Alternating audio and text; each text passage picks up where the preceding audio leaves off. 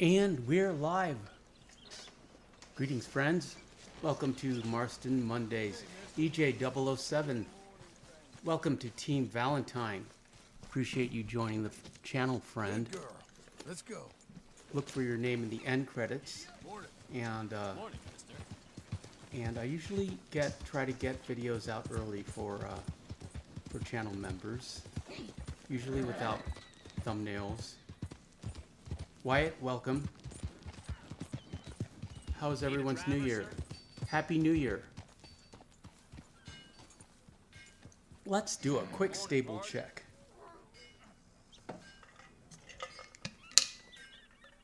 Welcome to you and your horse. Got some stable space to rent if you're interested. There's Biscuit. There's the Rose Gray Arabian. Technically the fastest and best horse in the game. You're gonna make a lot of folk jealous with that horse. Let's put a mohawk on her.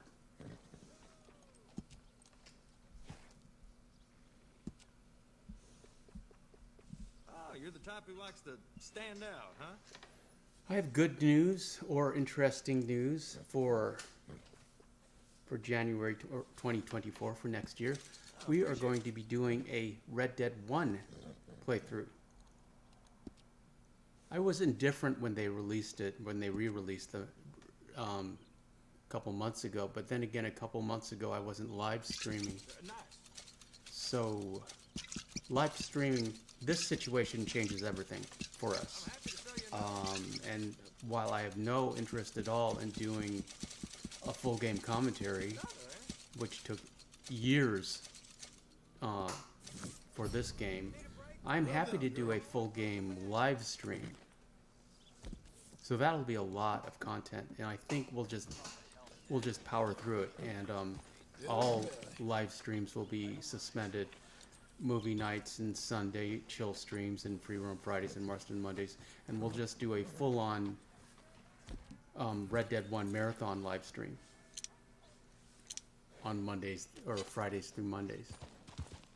So technically, the entire weekend, the entire 4-day weekend will be Marston Mondays. Let me know what you think about that. I think it will work out. You'll be okay. I found some cheap copies on eBay which I did not purchase because it's New Year's Day. I was raised in an Asian household, and it's an Asian tradition to not spend any money on New Year's Day. Don't know why. It just always freaked my mom out, and so I continued that tradition, I suppose, to honor her memory.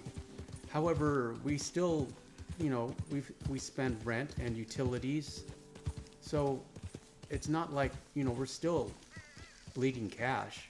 So I don't know but it's a superstition, and it's important for my mother, so why not? So I'll get it tomorrow. Long story short. Miko, greetings, friends. Happy New Year. He says, howdy, fellas. Back to the old grind. Having a nice day, y'all here? You here? Yeah, you too. Appreciate you checking in. Thank you, Miko. We're going to do a Red Dead 1 live stream. A full game live stream. Reaction. Commentary. Situation. So you can look forward to that in the coming year. In the forthcoming month, actually. Did everyone see the short I posted today? The first short of 2024. Bill is awesome at flirting. We were being sarcastic. John hates condors. Except that wasn't a condor, I don't think.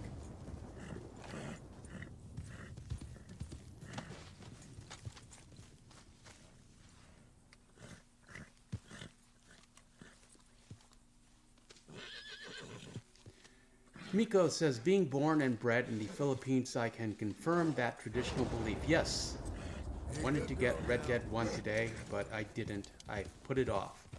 And I don't think I know I didn't spend any money, but again, like I said, utilities are on.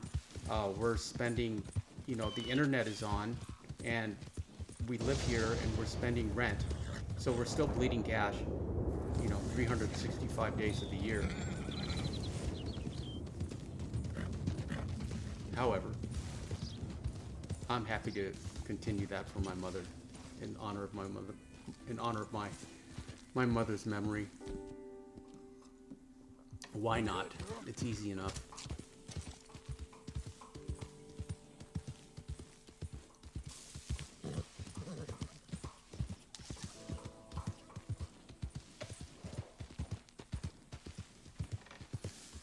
Don't love tall trees just because there's not enough to do here. There's not enough to do in New Austin and Blackwater. But again, as I always say, post-game is just supposed to funnel you into Red Dead Online. And technically, we're not even post-game, we're in Epilogue 2. Where we free roam with John in Epilogue 2.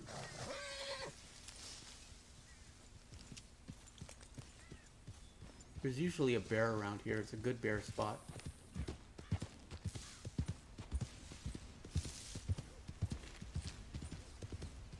But again, there's very little reason for a 3-star bear pelt post-game. Not if you did everything as Arthur. I mean, the trapper might need one. Hup, hup. Good girl, Daisy. Okay. The co-host is back. I don't know what she was doing downstairs. She was fooling around with one of her toys. What are you doing? But I'm glad she's back. Can't do it without you.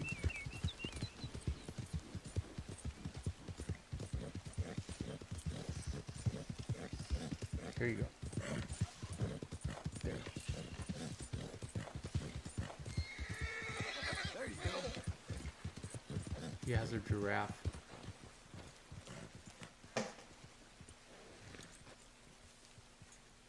And she just dropped it. So I don't know if she'll stay.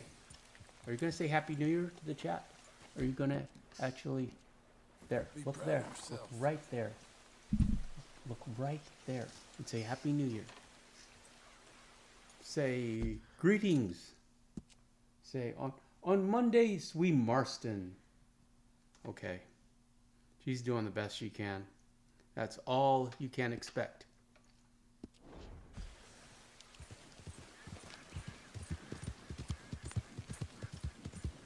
And then this Saturday, we shall be watching Quickly Down Under, Sir! a western set in Australia, starring Tom Selleck. Hortus, greetings, friend.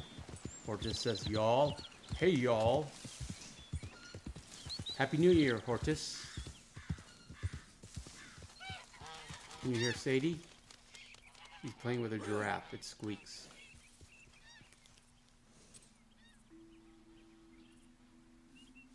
Yes, Quigley Down Under this Saturday at 7 p.m. PST, which, incidentally, is 2 p.m. in Sydney, Australia, the next day on Sunday, because we are going to co-host. That's Sadie. We're going to co-host with Serena from Star Hearts, who is our Australian correspondent and expert on all things Red Dead Online, Grand Theft Auto Online, and I hope Australia. So she will give us an Australian perspective on the movie. It's Tom Selleck, Laura San Giacomo, and Alan Rickman, I believe was his name. The guy who played Snake is the bad guy. And also Hans Gruber.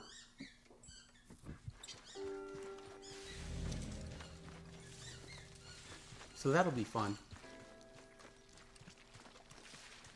Better go see what these jokers are up to. Then Free Roam Fridays, and I don't know what we're doing there. Haven't. There's a stranger in our midst. Ornob says, "Is that a rose gray Arabian?" It is. Good eye. John got one for another video. Don't tell Abigail. Might as well do a routine camp inspection. Buckshot incendiary. Thank you very much. Jesus, bad things happen here. Hortus says Rickman was also the sheriff of Nottingham in Robin Hood, Prince of Thieves. Yes, he was. I remember that with Kevin Costner. I don't remember who Maid Marian was, but Sean Connery had a cameo as King Richard, as I recall. And also Morgan Freeman was in it. Kevin Costner had a very shaky English accent, as I recall. But it worked. There was also a Russell Crowe Robin Hood, wasn't there, more recently?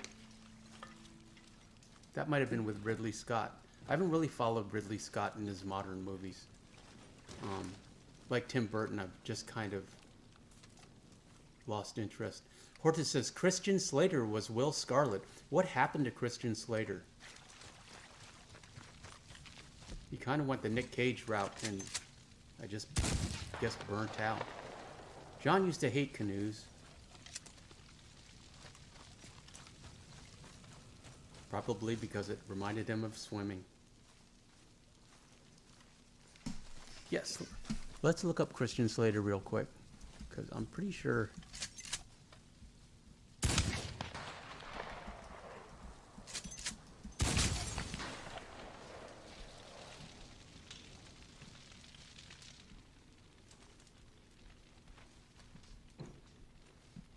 Legal issues.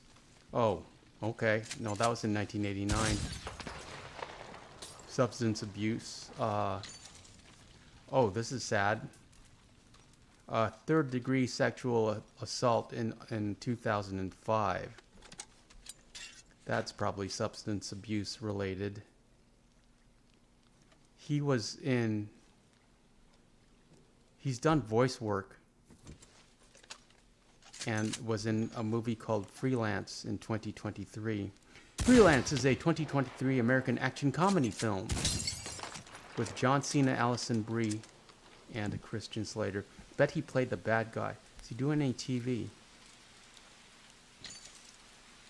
He was in Willow, the Disney Willow, and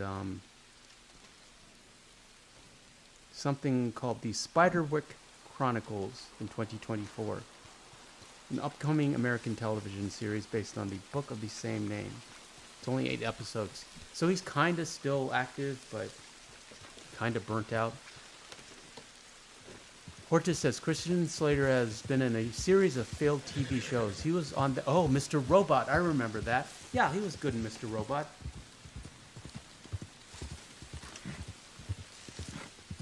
I remember that, but that's at least 10 years old, I think.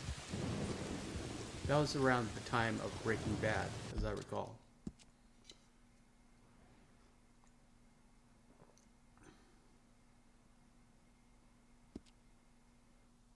Oh, what I was going to say, what was I watching, and I was amazed at how old it was, but how good it was. I started watching Lois and Clark, and I'm amazed how much I love it. It's just pure Superman with no agenda. With Dean Cain as Superman. It's from the early 90s. There's no cell phones. People are still using payphones. The computers are huge, analog, well, huge this way. Just, you know, those CRTs. Terry Hatcher, was it? Lois and Clark. Lois and Clark. Yeah, Terry Hatcher is Lois Lane. It's great. It's just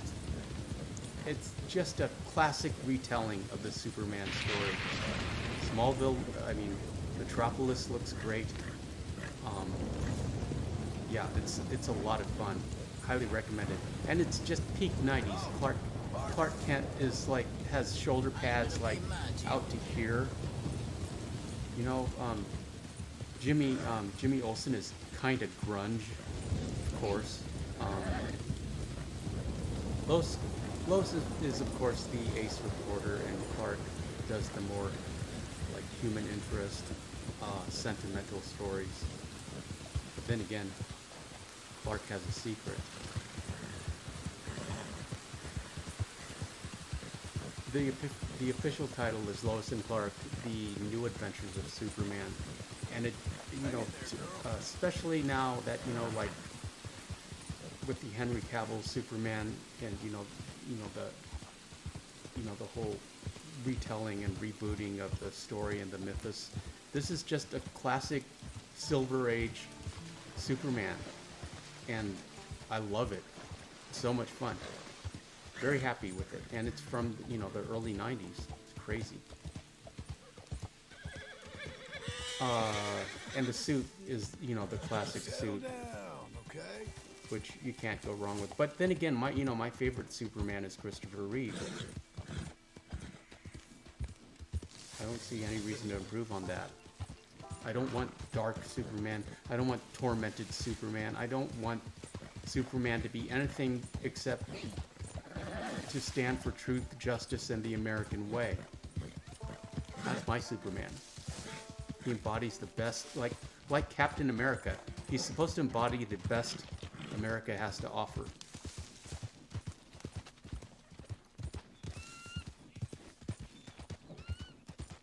And that used to be enough. But it isn't anymore. And that's all I'll say on that matter. I do like Henry Cavill. He made a great Witcher. I didn't watch the series, but he was a great Witcher. Yeah, I know. He was a great Geralt.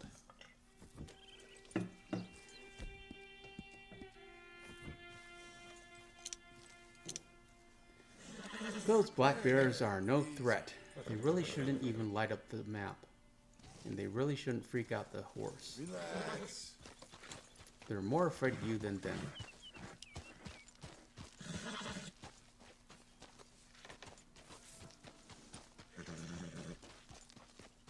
Very quiet chat tonight. Everyone's just relaxing and probably hungover. Were you here last night for the New Year's Eve stream? It was a lot of fun.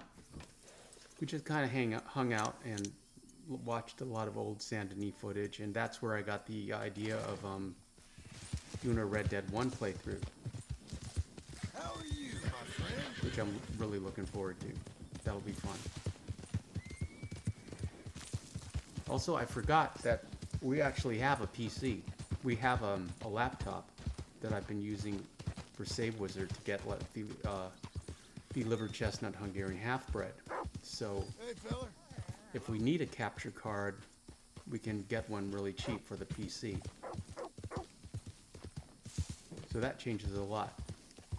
Hort just says he went on a bit of a Predator movie kick the last few days and watched the newer ones, The Predator, Predators, and Prey. Oh, the Native American one? I'm very curious about that because I like the dog, but I heard that the dog dies, and I don't want to see that.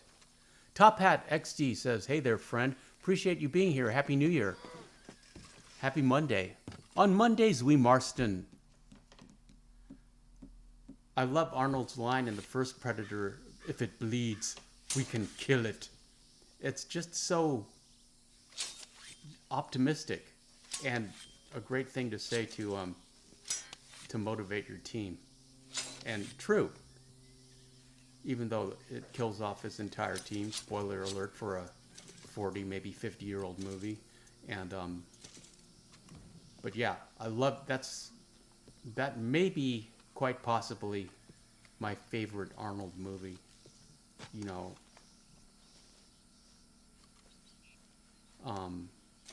from that time period. It's such an alpha male testosterone fueled extravaganza of steroids and awesomeness. Horton says, I would recommend Prey. It was pretty good, and the director had multiple video game inspirations that are apparent. Interesting. That's the Native American one, right?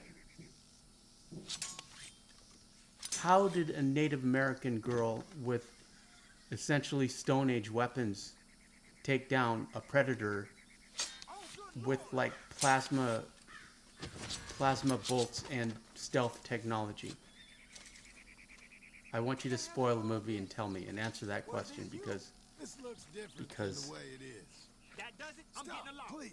Hortus says yes, set in 1718, 1719. Okay. Please, will you stop? What the hell? God damn it. Still, I don't think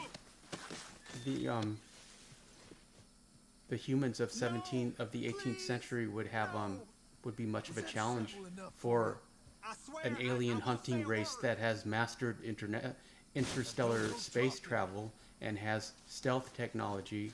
I'm going on my way, all right? Unless he decided, even if even if they go hand to hand, Let's they go. they completely outclass us physically. Hortus says, I don't want to spoil it, but let's just say she's a quick learner. Yeah, we're smarter than predators. I remember, I think in the early 2000s, there was an Alien versus Predator, which was pretty awesome, and we were on the side of the predators, not the aliens, of course. And there was a lady there. She wasn't an archaeologist. I think she was like a guide, some kind of like outdoor guide that specialized in like mountain climbing and rappelling and Arctic environment. And they find like a pyramid in Antarctica, like underneath the ice cap, and there's aliens in there, alien eggs. And at the same time, the predator ship activates the alien eggs and like burns a hole, and we see the hole on satellite. And then a billionaire, I think one of the Whalens from Weyland-Yutani, wants to investigate it, and then the whole thing goes off. Hortus says there were two AVP movies, and the second one was particularly bad. I don't think I ever saw the second one.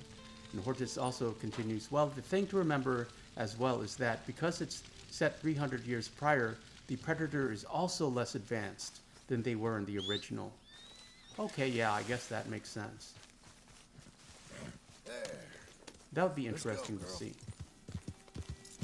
Anyways, in AVP 1, the Predator essentially teams up with the lady rock climber, and they take on the aliens. But I think that was like a young Predator.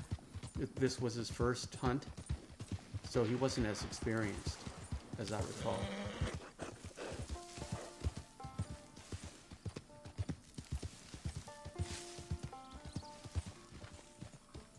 Yeah, I know the Predator movie. Well, no, I don't. I wouldn't say I know the Predator movies particularly well.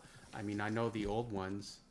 I grew up on them. My dad loved Arnold Schwarzenegger, so we grew up on I grew up on all those movies.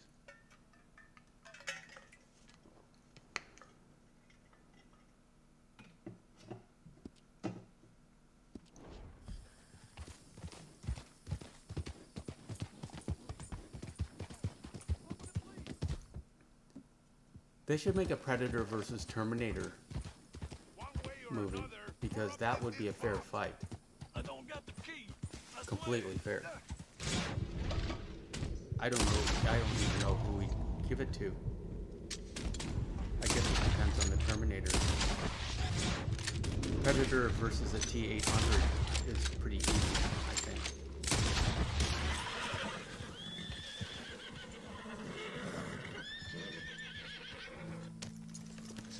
Portia says, in Prey, you see the flintlock. Oh, wow. That was gifted to Danny Glover by the Predators at the end of Predator 2. I love that. can't even- That's cool. You have saved I remember my that life. scene. I can't thank you enough. Whatever is in that box is yours. I'll explain the loss. That's As far as I'm nice. concerned, Okay, you earned it. I'll watch I it. just shot first is all. Predator 2 was also with Gary Busey, who kind of burned out in the same way that Christian Slater has appeared to burn out. But he was always, he always had like kind of a manic, crazy edge in all of his movies. But I guess it just took over him.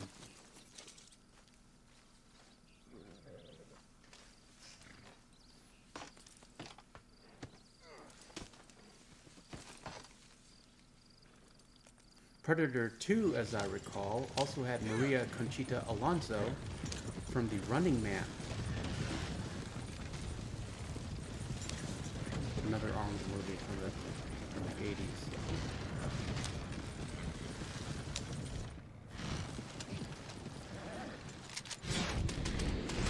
John hates condors. No one knows why.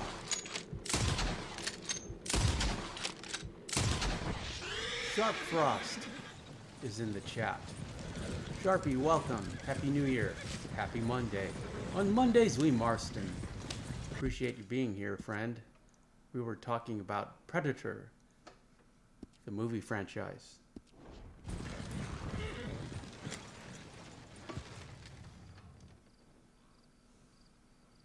And if you look, I'll move the camera. There, see? Say hello to Sharp Frost. Say hello, Sharp Frost. Happy New Year. Sadie's here. She is my co-host for the night. Set up a chair here for her. But she's not too motivated.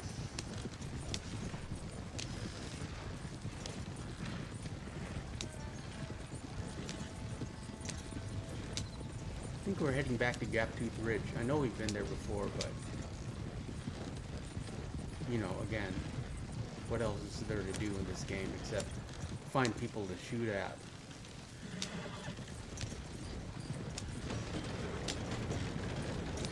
Sharp Frost, we're going to be doing a Red Dead 1 live stream reaction and playthrough.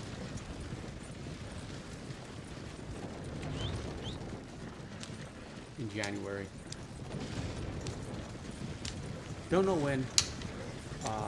Probably mid to late January. I want to get the cutscenes, black and white cutscenes up and out. And then I also want to do cutscene live commentary. So maybe we'll be doing Red Dead 1 in February.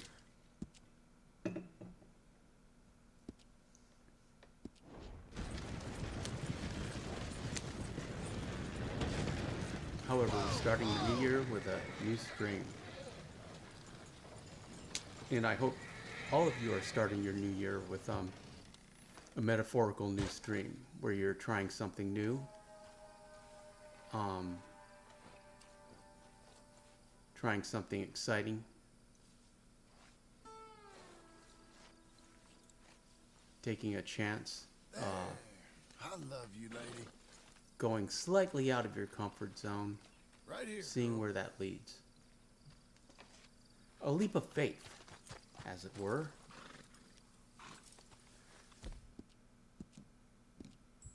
Are we really going to charge in there with this wagon and sacrifice those horses? Because yes, we are. And yes, we are.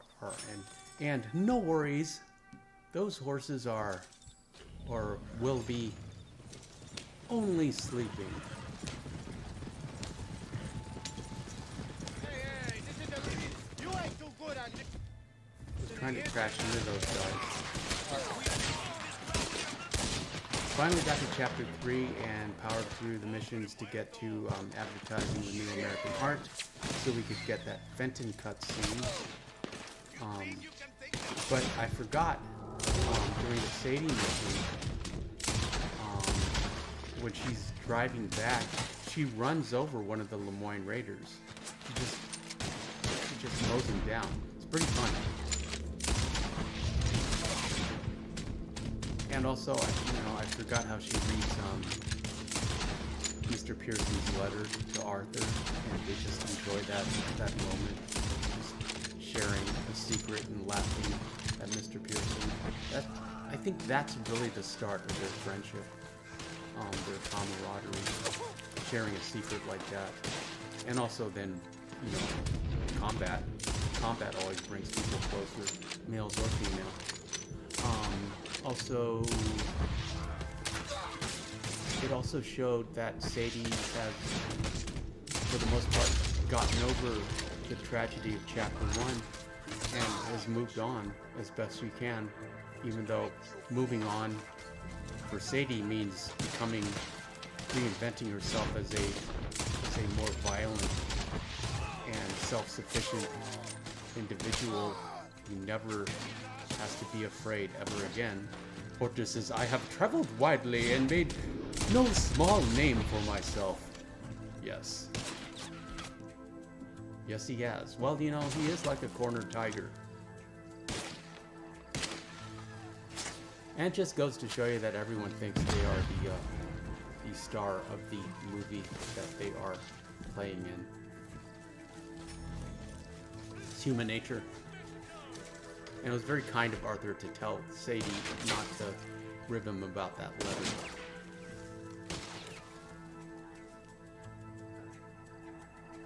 So we had to do that mission, and then we had to go steal the moonshine with Norbert, and so we raced Dutch on the Brindle Thoroughbred. Oh, and then we had to do an honest mistake, and we finally got the Piebald Tobiano.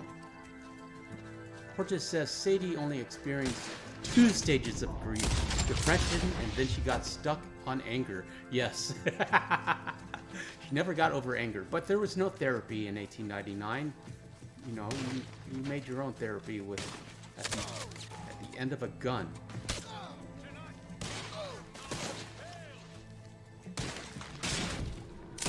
Yeah, and after American Distillation, I believe it's called, after that one, we finally could do advertising for New American Art.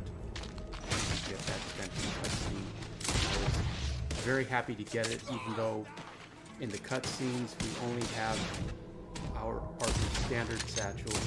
And I actually was seriously thinking about going back, crafting the Legends of the East satchel and doing it again. I probably won't. But it'd be fun.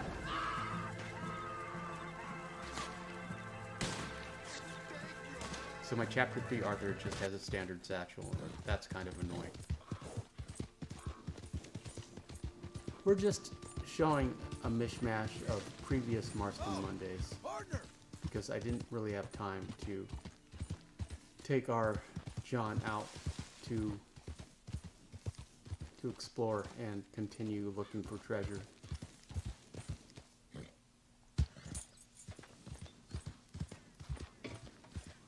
So yeah, in an honest mistake, we finally got a Piebald Tobiano. I hate to say it, but I do think Arthur's favorite bounty camp, bounty hunter camp, appears to be patched. Well, that's the way these Got a things lot of Belgian drafts and shires, and one American paint, Good morning. a couple thoroughbreds, but we weren't seeing any Piebald Tobianos. Very sad. Hortus, even after I craft the Legend of the East satchel, I revert it back to Arthur's default one. Oh, I like the status of the Legend of the East satchel with that little cougar fur trim on it. Yeah. I need everyone to know how hard we worked to get that satchel.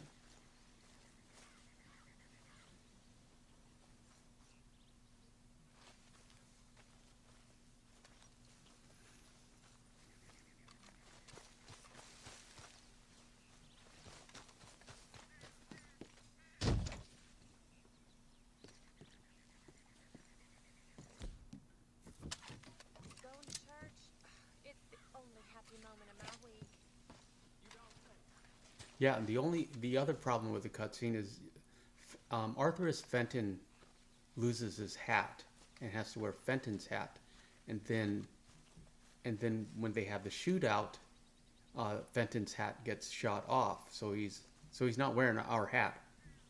And then there's another cutscene after we lose or actually shoot all the Lemoyne Raiders as him and Hosea are coming back to camp. where he puts on his standard Arthur hat. And that was kind of irritating. And then, interesting, he has to go talk to Dutch, so you fade to black. Another cutscene, talks to Dutch, and it starts out with him in his gunslinger hat. And then the camera turns to Dutch, and when it turns back to Arthur, he's wearing a Civil War Hardy hat. What's that about? At any rate, it's the little details like that I just got that one of bother those me. faces. Portis, I can still remember raiding that house, helping Seth find his treasure in Red Dead 1. Well, we will be doing that live in January or February. Been through it, Unsure. ain't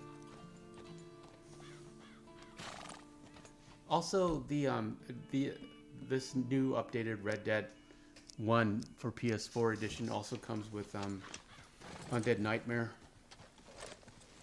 So we can either replay Undead Nightmare. We can replay Undead we? Nightmare Mister? for Halloween.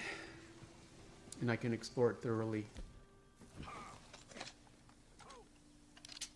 Get all of those horses. And, I don't know. We'll just see. We'll live in Red Dead 1 world for a while. See what happens. See if it benefits the channel or not. Don't see how it couldn't. And it will add an interesting perspective to my commentaries when I return to this game and also to Marston Mondays. So I'm looking forward to it. Sir! Hey, mister. There's a chest here, I believe. There you go.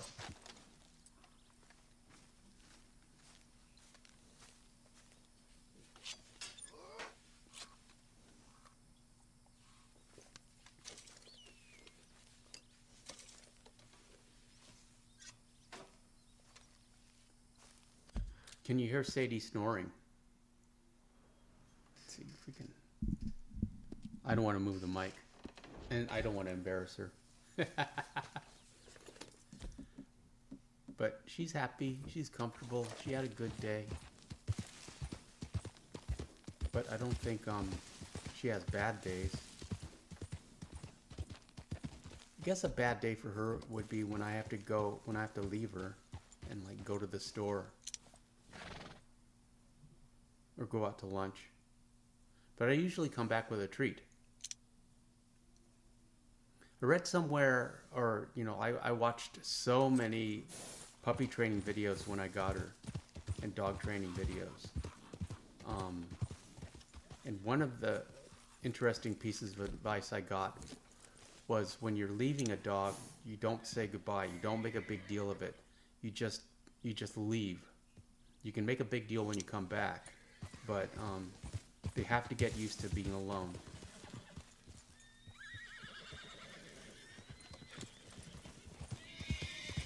So that's what I do.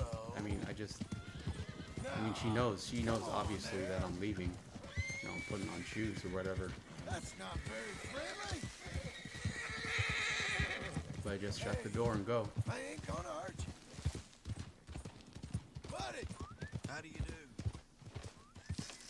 But we didn't do that today. I stayed home and worked on that speed run to get us to chapter 3. And I, you know, she got her double walk. She got a walk in the morning, walk in the evening. And she ate a lot, had fun. So she had a good day. And I had a good day, but it was a quiet one for New Year's Day.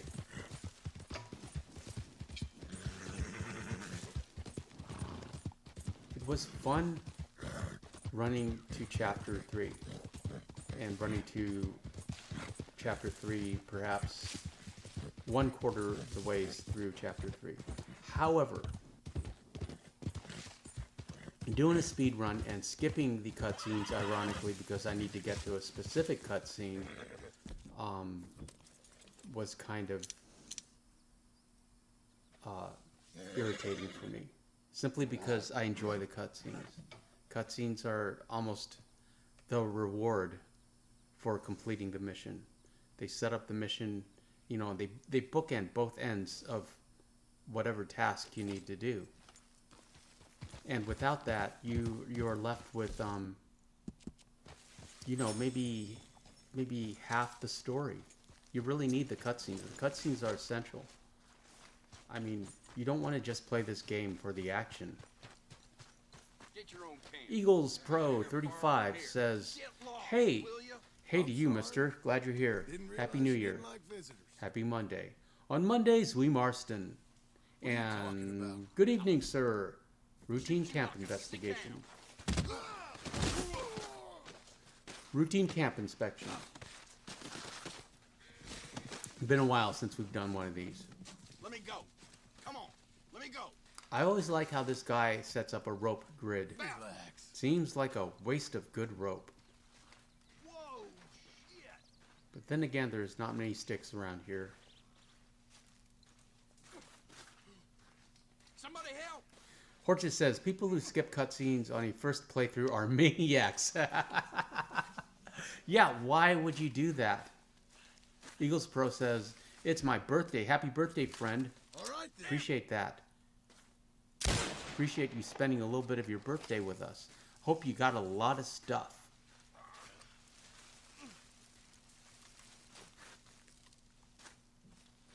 Yeah, I don't understand, especially on a first playthrough. It would never even occur to me to skip a cutscene. However, I did it on my speed run and I missed the cutscenes.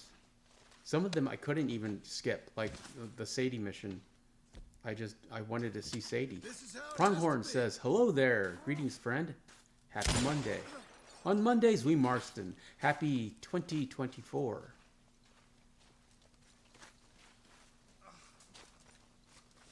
Time marches on. And you're going to lose that tent and all that rope because you are so rude to us. Help me.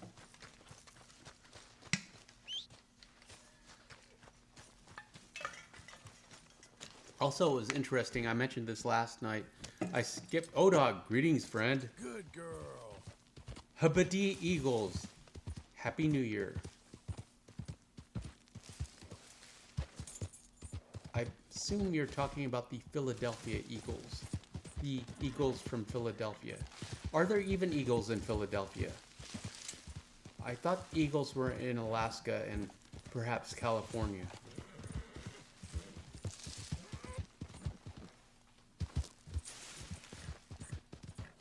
Oda, glad you're here, friend.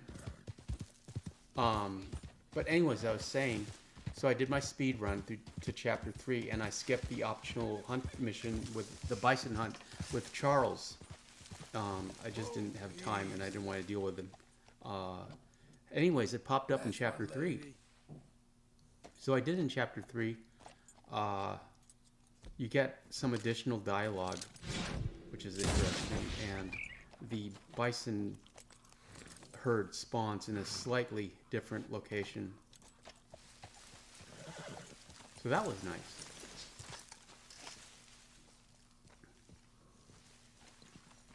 Hortus says, thinks he's saying, oh, happy birthday to Eagles Pro. Oh, happy birthday, Eagles. Yes. Thank you, Hortus. Hortus speaks ODOG.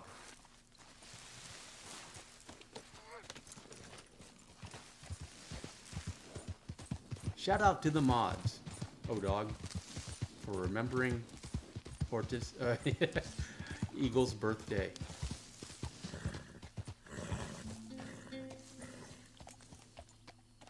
ODOG, you're looking good with your bronze sheriff star. We have a new channel member, EJ007.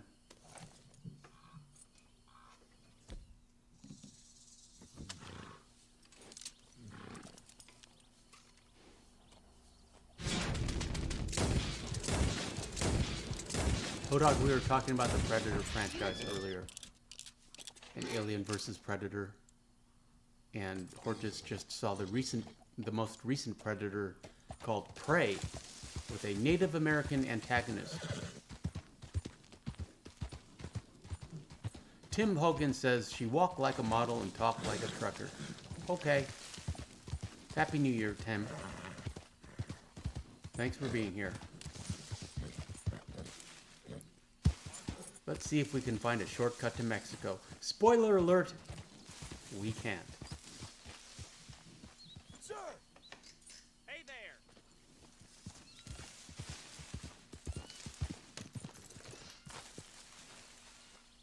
Anyways, yeah, I saw a lot of trailers and reviews for Prey when it came out, then completely forgot about it. Just because I didn't, you know, even though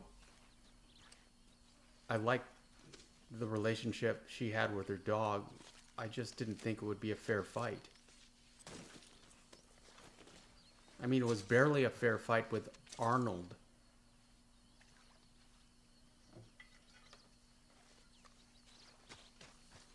Horta says the Native American is the protagonist, the Predator is the antagonist.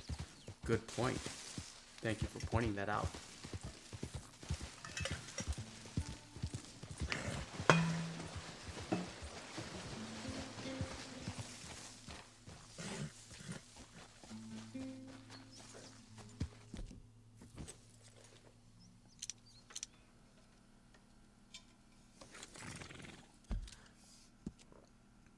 Pronghorn said, Prey was really good, I thought.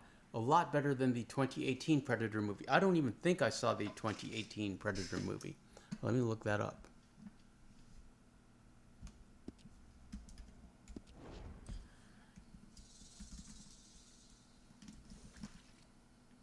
You did your usual. Predator Good 2018 was called The Predator and had Olivia Munn. No, I didn't see it. From the outer reaches of space to the small town streets of suburbia, the hunt comes home. Yeah, I kind of remember trailers for it. Just didn't look interesting.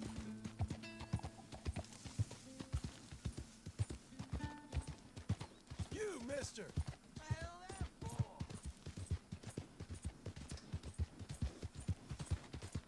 But then again, I'm ambivalent towards modern movies. Porter says it's directed by Shane Black, yes, who wrote the original Arnold Predator movie, and he starred in it. Now, why'd you do He was the that? guy with the glasses. Don't need to do that. Forget his name. He was part of Arnold's team.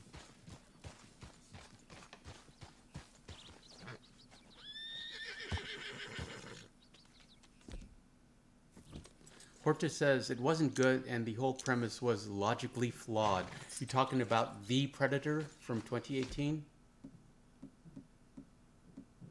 Yeah, I remember. As I recall, the trailer didn't impress me.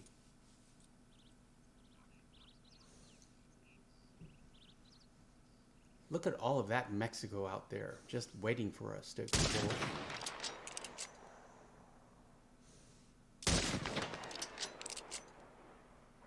Hortus says because they wanted the writer on set for Predator 1.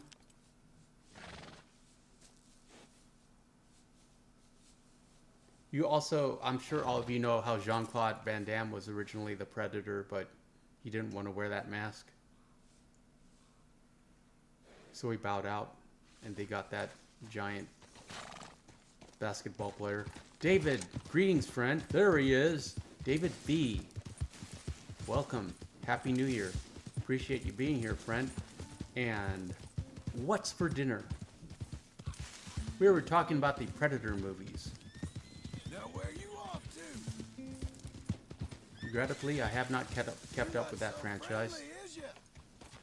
I think the last one I liked was Alien vs. Predator. I mean, the last modern one.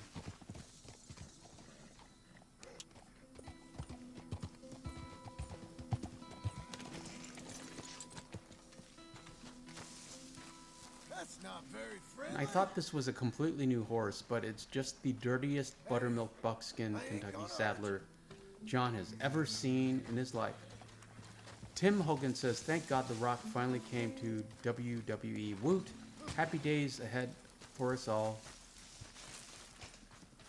that may be wrestling Now, fans. why'd you Okay, well do that's that? good to know, Tim Hogan. Nah. And Odog says, Happy New Year, Davy boy. You missed Serena last night. You did indeed, David. How are you, my friend? But that's okay. We said Happy New Year for you, to her, in your honor. Hortus says, in the original design of the Predator, when it was Jean-Claude, is known as the River Ghost, and is in the movie Predators Now, let's have a and look Nodded at to and Prey. Interesting. David says, wife made a prosperity dinner. What is that? I want a prosperity dinner. We all need prosperity in 2024. Friends. Hodog says he had black-eyed peas, greens, cornbread, sweet potatoes, and chicken wings. That sounds delicious. Nice and easy. Tim Hogan just subscribed. Thank you for subscribing, Tim Hogan. Appreciate you being here, friend.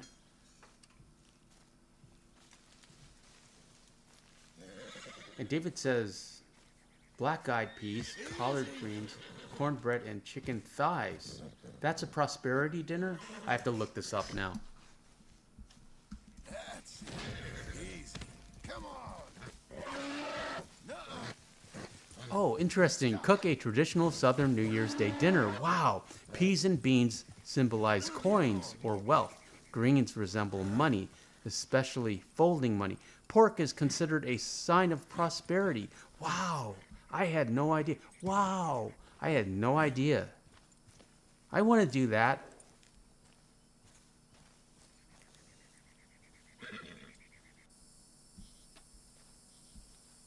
What did I have for dinner? I had lasagna salad. I had a lasagna on a bed of lettuce. That's not very prosperous. I mean, the lettuce was green. All right. David says thighs no, but the rest yes. Odog says I got ham, but ate the wings. Wow, that's great. I was talking earlier about I was raised in an Asian household, and we don't. And one of the traditions is we don't spend money on New Year's Day, to again for prosperity, I guess. Even though, ironically, as I keep pointing out, we're still spending rent and utilities, the electricity and the lights and the internet is on, so we're still bleeding money on January 1st, so what's the point? However, I did it just to honor my mom, and I didn't buy Red Dead 1 today. But this is interesting, this prosperity meal, you know, a Southern tradition. Wow. Hortus says, I microwaved some leftover pizza, haha.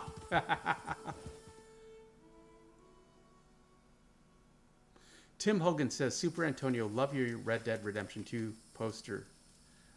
Did you get it from Rockstar Games or someplace? I got it from Amazon. It is unlicensed. You can find it on Amazon. It comes from China, so it takes a little bit of time to get here, to get to you. I'm sure it costs less than 20 bucks. And interestingly enough, it is printed on vinyl, so it's super durable. Odog says, it's soul food, Super Antonio. Yeah, I don't really know soul food, I don't think. I don't have enough soul in my life. David says, that it is, my friend. I want a prosperity dinner. Does it only work on New Year's Eve? Or can we, or New Year's Day? Odog says, yeah, David, we're getting a Red Dead 1 playthrough. Yes, indeed we are, David. We decided that after you left.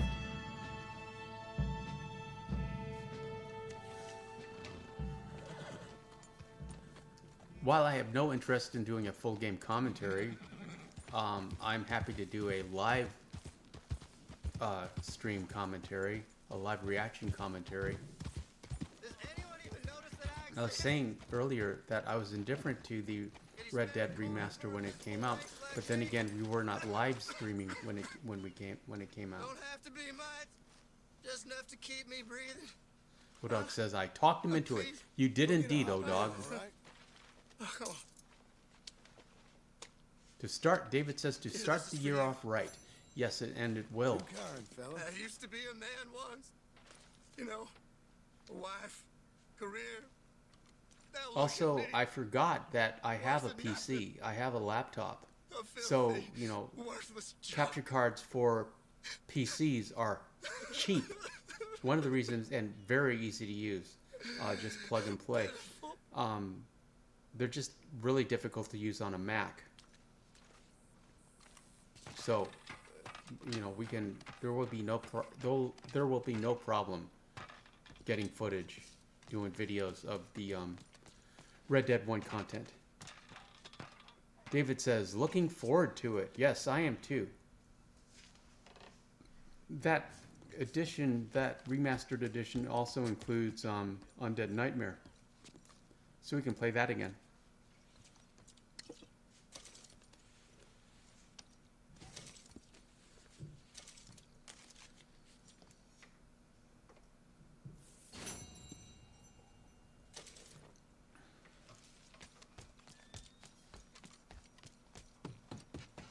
David, did you have a good day? I thought you had to work today.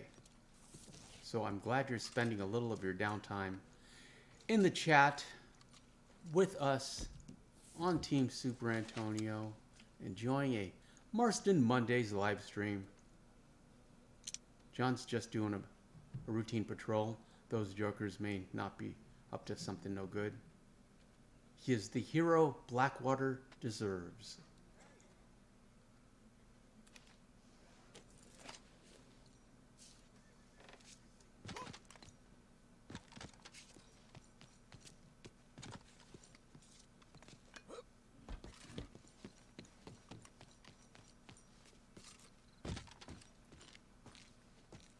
You know, The Rock's physique now compared to when he was wrestling are like two different people. partner. The Rock's movie physique as opposed to his wrestler's physique. Woodrock says, Michigan won the Rose Bowl. Did you watch, David? Yes, David, did you watch? It was a bowl. They won a bowl of roses. You, mister. David says the tail end of it. Find another spot for loitering. Hello, sir. Isn't there a Rose Bowl parade on New Year's Day? Girl. I just know sports secondhand for the most part. Used to follow UFC, but Hello, sir. I don't anymore. I don't care. And the gravity works different in Blackwater. Glad I chose to walk down this road today. These potted plants were glitching for some reason.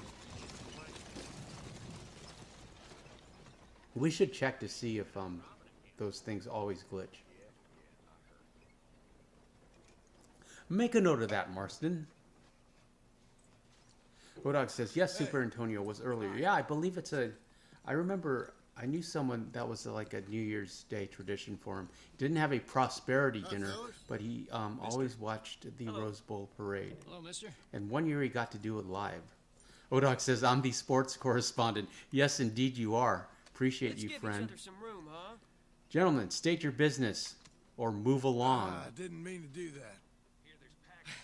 There's better ways to spend your time, you know. And they ignore John. Wish I was young again. I'd take care of those bastards myself. It's interesting. I live a little bit in the future. What you are seeing is approximately 17 seconds All right, lady. delayed. Hello there.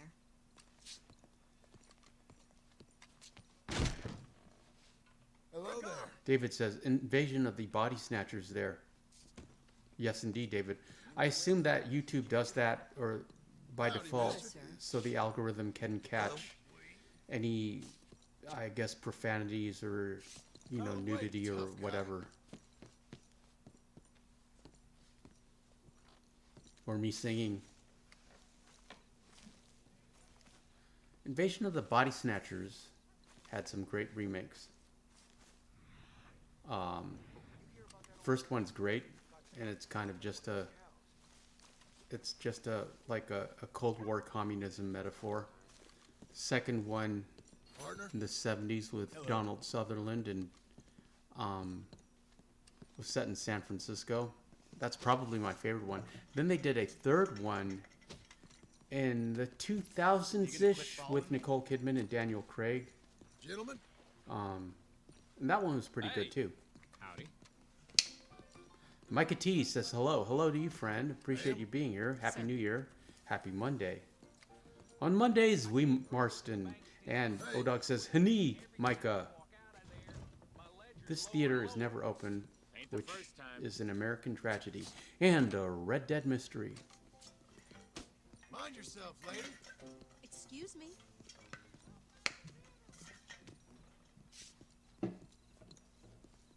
Hani means Happy New Year, but I just like saying Odog's acronyms phonetically because it's funny to me. And only me, but I have to amuse myself. If you cannot amuse yourself, you'll never be happy.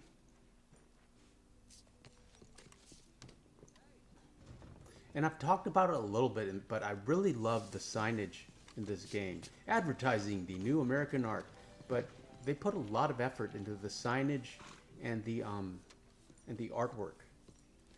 Even though they recycle the artwork, but all the signage is unique throughout the regions and the cities. Come on in. New faces always welcome here.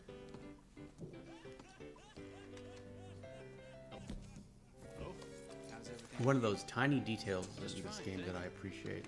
Let's go look at Sadie, who is patiently waiting for us. If it were 2024, she'd be looking at her phone.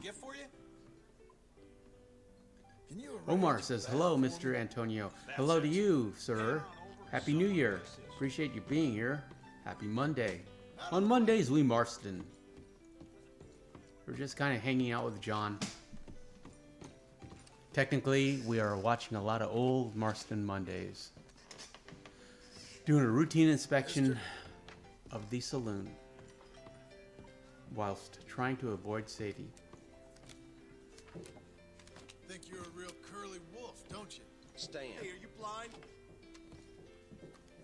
I have an idea of making a counting cards tutorial using the game.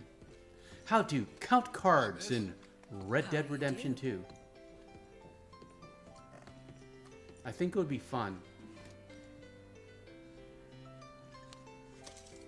I don't know about the legalities of it. Technically, you're allowed to do it if you keep it in your head. But if the casino catches you, you'll be thrown out, of course, and probably blacklisted. However, it might help players if they're having problems with the gambler challenge.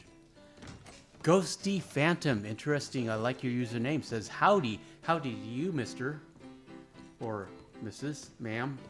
Can't really tell. Howdy, Ghosty. Appreciate you being here. I like your username.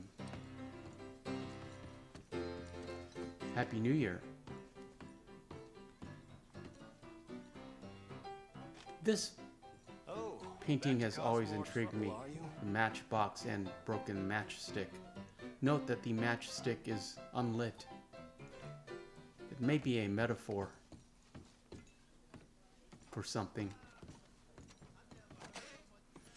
Let's take a bath. Don't tell Abigail.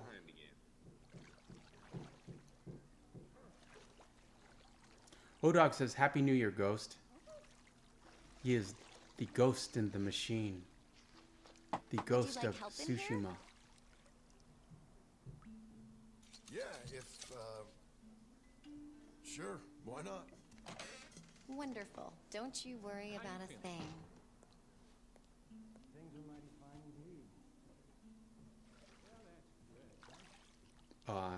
You'll be clean as a hello. whistle. Happy New Year to you as well, Bath Lady.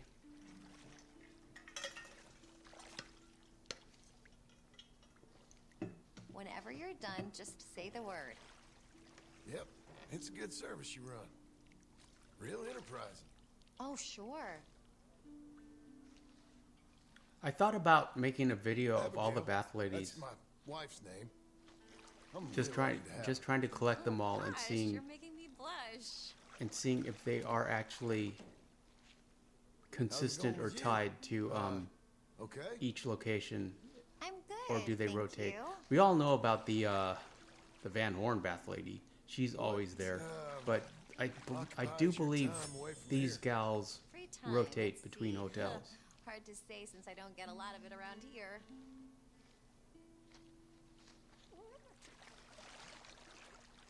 But I've never seen a video featuring all of them.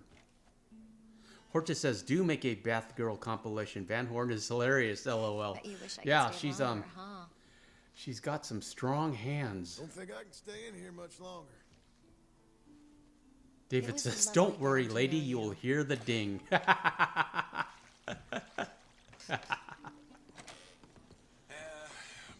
Wilson. She's been coming in here earlier and earlier since her husband died. Well, Abigail would still be mad. Surprised she's even open at all. Man, we only have 200 bucks. Arthur did not leave John his money at the First Bank of Aberdeen. Thanks, Arthur.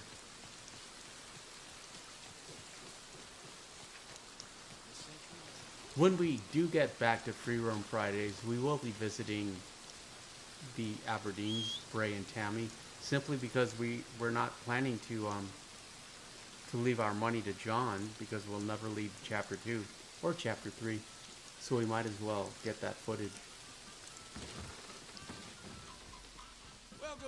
Welcome. Tim Hogan says, "Oh boy, mature Can I get a content ticket, now." please? The show is right behind you, through the doors. Yeah, regrettably, that happens. But it is a Rockstar game. What can you do? They will let you know.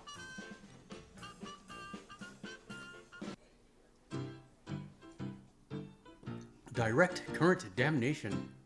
David says, "I just sent Mrs. Downs and Archie on their way." Well done, David. You get to see them in the cutscene. They go to California. I mean, you get to see them in the end credits. They go to California.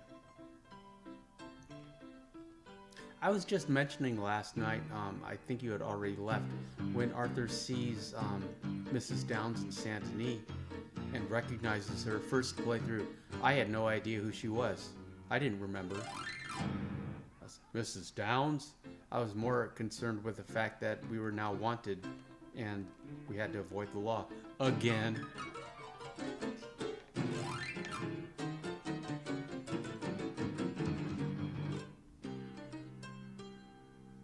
The animations in 1907 are slightly better than the animations in 1899. The 1899 animations are more like slideshows.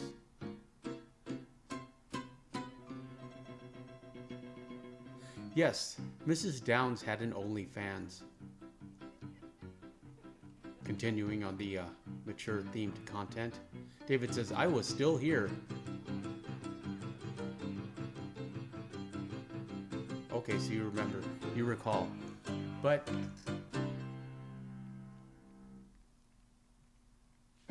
don't mind me, it's just me talking off the top of my head, improvising, making content, filling the void of silence with words. It is essentially a one-sided conversation, these live streams. It's just me rambling on, reacting to the chat. That's why I love the chat. Gives me something to talk about. Because without you, I'll just be like, "And what happened to our horse?" Rachel looks good in the rain. girl.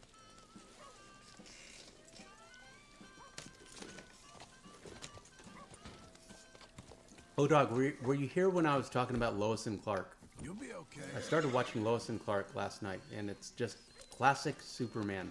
I love it. It's not dark. It's not a retelling.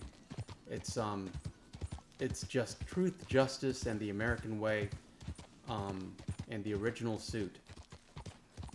But it's set in the 90s, so there's no cell phones. They still have pay phones. CRT monitors. It's pretty funny. Shoulder pads. Clark Kent, Dean Cain has shoulder pads. I swear out to here. What's in your head?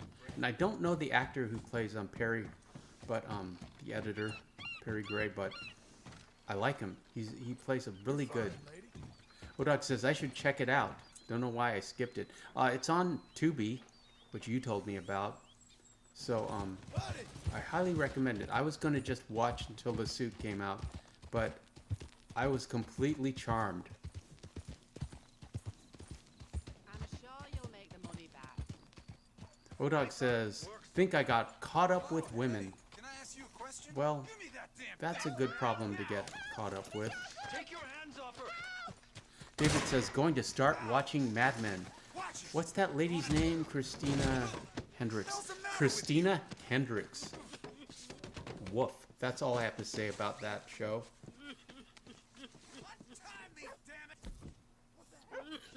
Miko Herptile, I like ramblings and bouncing Red Dead related thoughts and theories here. Yes, indeed, that's what we do. Ramblings and bouncing Red Dead related thoughts and theories, ironically, Miko, like you.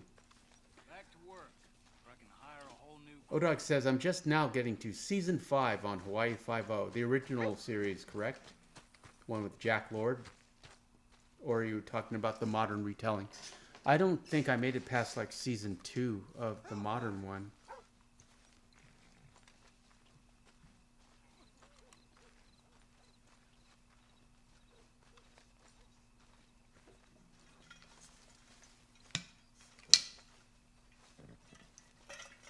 I'm so sorry, sir. Odog says, yes, the original. Jack Lord. Whatever happened to Jack Lord? Let's look him up.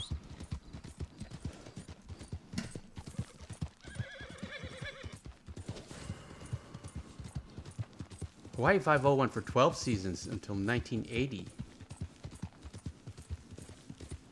And Jack Lord was a World War II veteran. Well, he was born in 1920. He died in 98.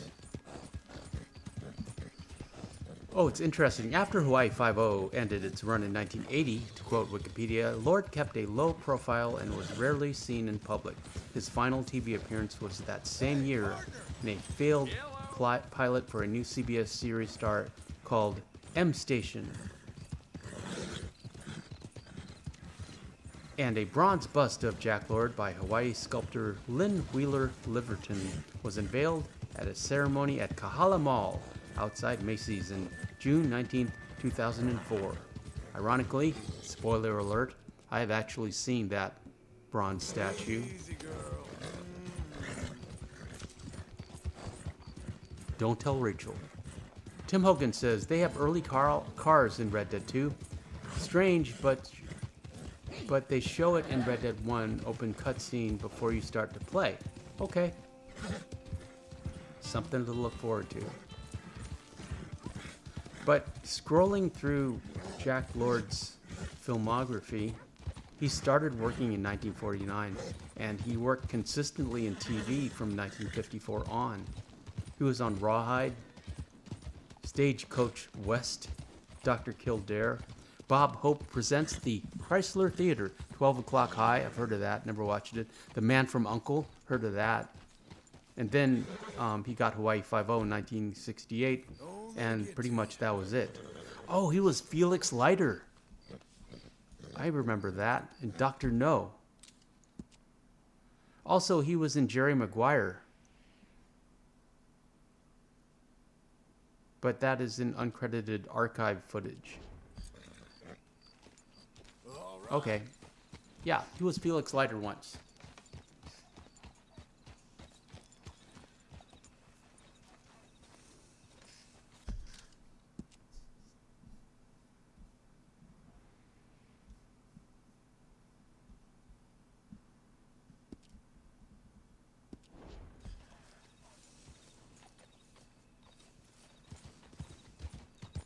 Dementia set in while filming.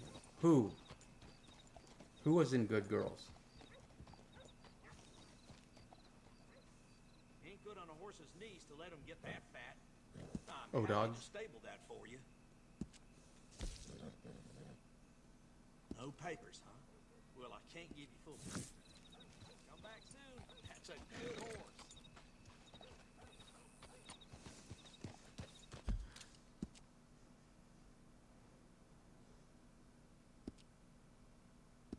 And Tim Hogan says, Clint?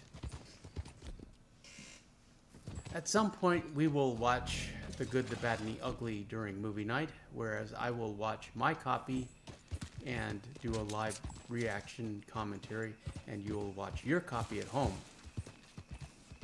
Oh, Odog says he started to get it at the very end. Many say Jack Lord. Oh, okay. That makes sense. And David V says Christina Hendricks. Yes. Google her if you don't know who she is. Because, wow. She hasn't really had a career after Mad Men, but such a career. Yeah, that makes sense. But, you know, she was born in 1929. Mister. And he had that hard Hollywood lifestyle. And I have a theory that so many of these actors lie about their ages. So they're actually older than they say they are. Because when you're young especially, you can like shave off 10 years. And they want you as young as possible when you're being cast. So somebody like, who's that guy that just died from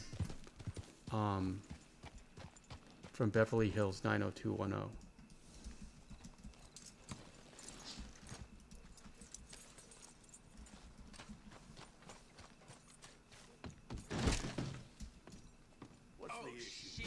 Relax, will you?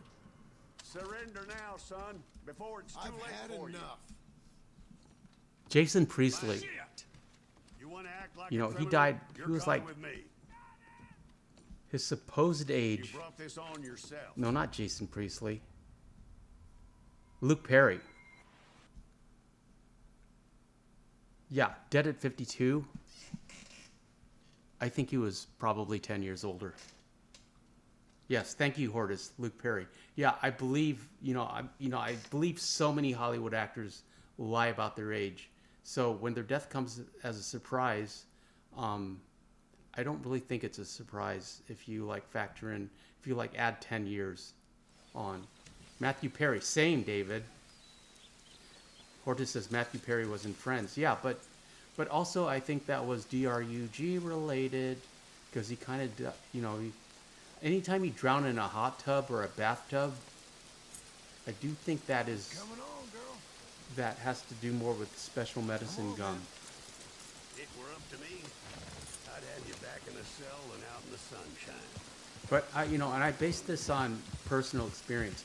I knew a 24-year-old actress, don't tell Abigail, who routinely would like audition for as a 19-year-old. Routinely, she would be like, "I'm 18, I'm 19," and she could act it too. But and her agent, like, this was on the advice of her agent. It was listed on her like her resume, and she was like 5 years older. So I think they all do that. Hortus says acute reaction to opioids or something. David said Special K or something, and Hortus agrees and says, yeah. Still, that was a shock, Matthew Perry. I mean, I grew up watching Friends. I loved that show. I had a crush on, not Rachel. Hey, partner. The quirky one. Blanking on her name right now. I'll be seeing you. The quirky blonde. But you know who has aged well is whoever played Monica Geller. Town is full of cholera. It can hardly bury the dead.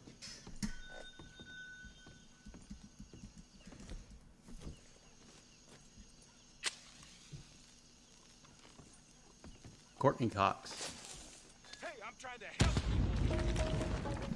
Oh my god! Phoebe, yes, Hortus. Thank you, Phoebe. Yeah, she was cool. Smelly cat.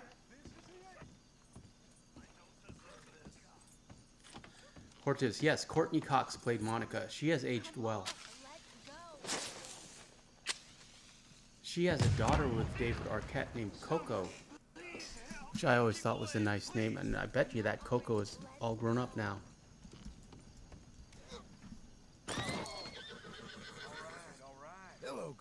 Yeah, she's 19. That's crazy.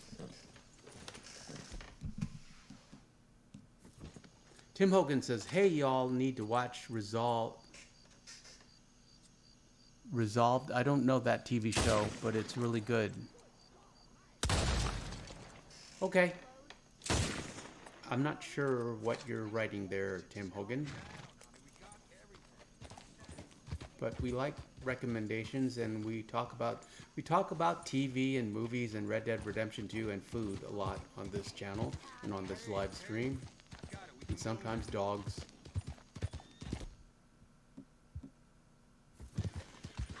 Honey, someone's coming. Look. Okay, well, I think that should do it. Let's go. Hey, Yeah, highly recommend Lois and Clark. It's Silver Age Superman. It's classic. And we have enough food and water for the journey. Clean It's water. just good versus evil and truth, justice, in the American way. I get well away from here if I was you. And it's on We're in a hurry, Tubi. Sorry. Yeah, we got everything we need. And if we don't, we'll just get it. Just calm down. I can't believe we're leaving everything behind. Just I've been watching Reacher, of course, have a long ride. and I just read somewhere that they're currently working on season 3, which is great. But it's the #1 show on Amazon, and they would be fools not to be working on season 3. Thank you. So I'm happy for that. What app is Resolved on? O-Dog asks. Let's look up Resolve TV show. Oh, it's Resolved. It's a documentary. What channel is Resolved? It's on Vice TV. Oh, IMDb. Internet sleuths and professional investigators, to quote IMDb, reopen some of Hollywood's most notorious and controversial celebrity deaths. Okay, yeah, cool. Great tip, Tim Hogan. David V says, okay, friends, off to bed early morning. Yes, David, you are the hardest working member of the chat, and we appreciate you. You have a great night, David, and a great week. Hopefully, we shall see you on Friday. On Fridays, we free roam. Also, David, before you go, we're going to be watching Quickly Down Under on Saturday, where Serena, our Australian correspondent, the Lady in Red, shall be co-hosting and giving her opinion on the movie and all things Australia related. So, have a great week, David, and hopefully we shall see you further on down the trail. David says, stay safe and healthy, y'all. Come back now, you hear? Yes, you come back as well, friend. Portis says, all right, I guess I'll leave you to it.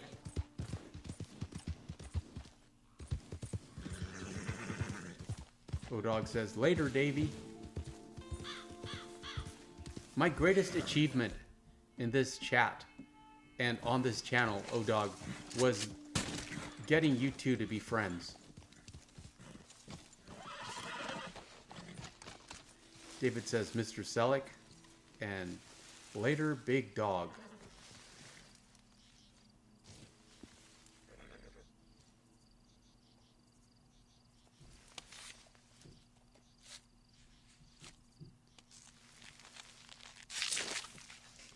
And also helping Serena. What's Serena's channel? What are her subs at? Let's look her up. Star Hearts. Red Dead. She's at 390 subs. She's doing quite well. Last time I was checked, she was at 360. That's a 10%. That's a 10% bump. She's doing well. Technically we are at 17K, but we are at 17,004. So we keep, well, 17,005. We keep like gaining subs and losing subs, up and down. Odak says, LOL, me and David have been down from day one I got here. Yes, indeed. I appreciate that. Tim Hogan says, Resolved is about movie stars and how they really died. Yes. That we're always interested in how they really died. the truth, and you never get the truth. It's all just speculation. Hey, I ain't gonna hurt you.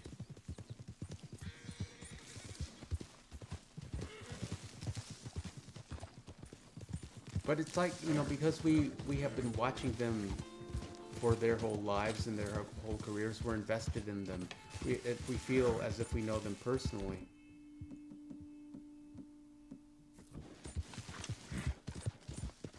And it's interesting and sad that the age of the movie star has passed. I believe Tom Cruise is the last one.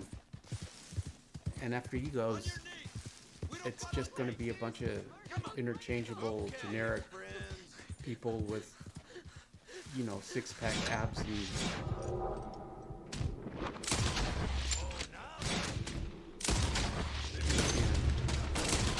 unidentifiable English accents.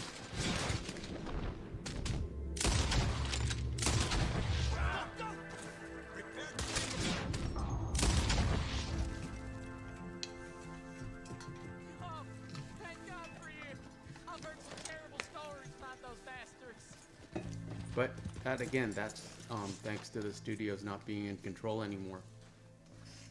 When the studios, like in their golden age, which I would say was pre-1970, where they were just in the business of manufacturing stars, and they had a machine and they controlled the press and PR and the people, you know, they churned them out.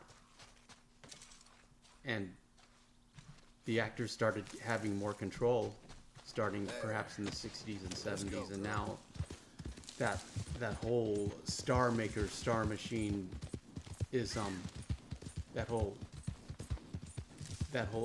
algorithm has been broken, and especially now with YouTube and live streaming, it's been opened up to everyone, become more democratic. So that's a good thing, but you're not going to get any of these old-fashioned Hollywood stars anymore. You know, there's never going to be another Marilyn Monroe or John Wayne or Tom Cruise, Stallone, Arnold.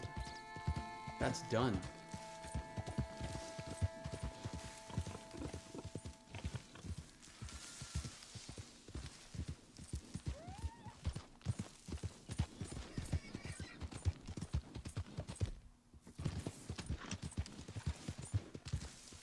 John hates condors. No one knows why.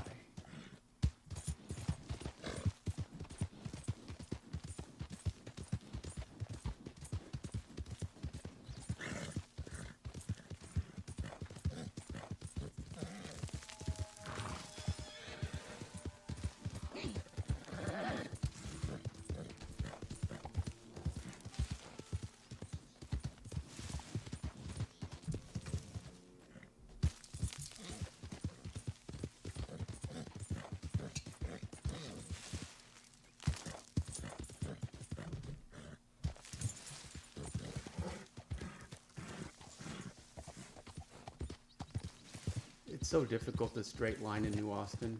There's so many obstacles in your way. They really don't want you doing that. But John does it.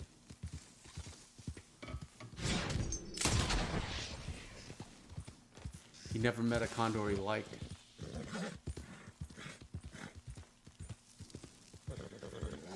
I don't know why we started doing that, but it amused me, and and it still amuses me. And it just became John's thing.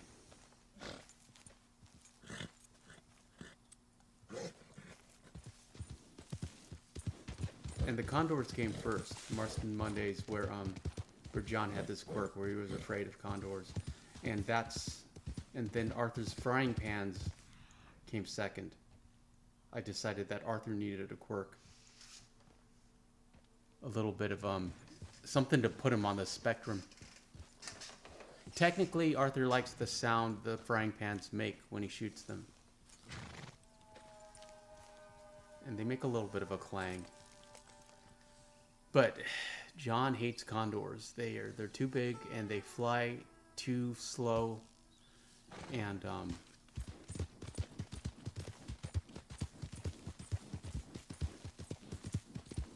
and they probably reminded him of something bad when he was a kid. He might have been frightened by one as a child. That's what Abigail thinks, but we cannot know for certain.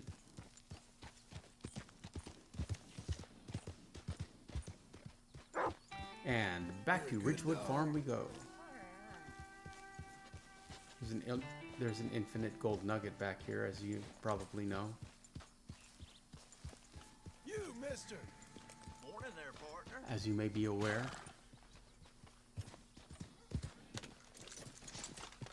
But it's back to work, it's back to the grind.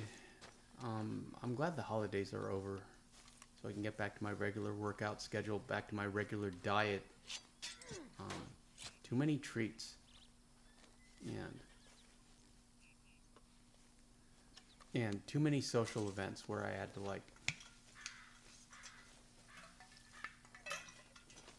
participate in. And actually, technically, I have another one tomorrow. I have to go out for lunch tomorrow. And not complaining, but because I love the Cheesecake Factory, but that's not really what I need to be eating these days.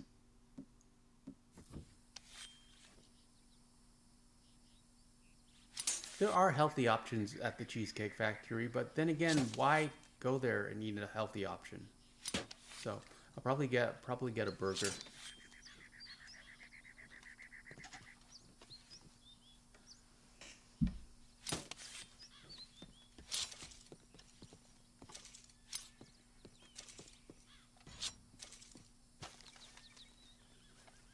We weren't having any luck moving that gold ingot out.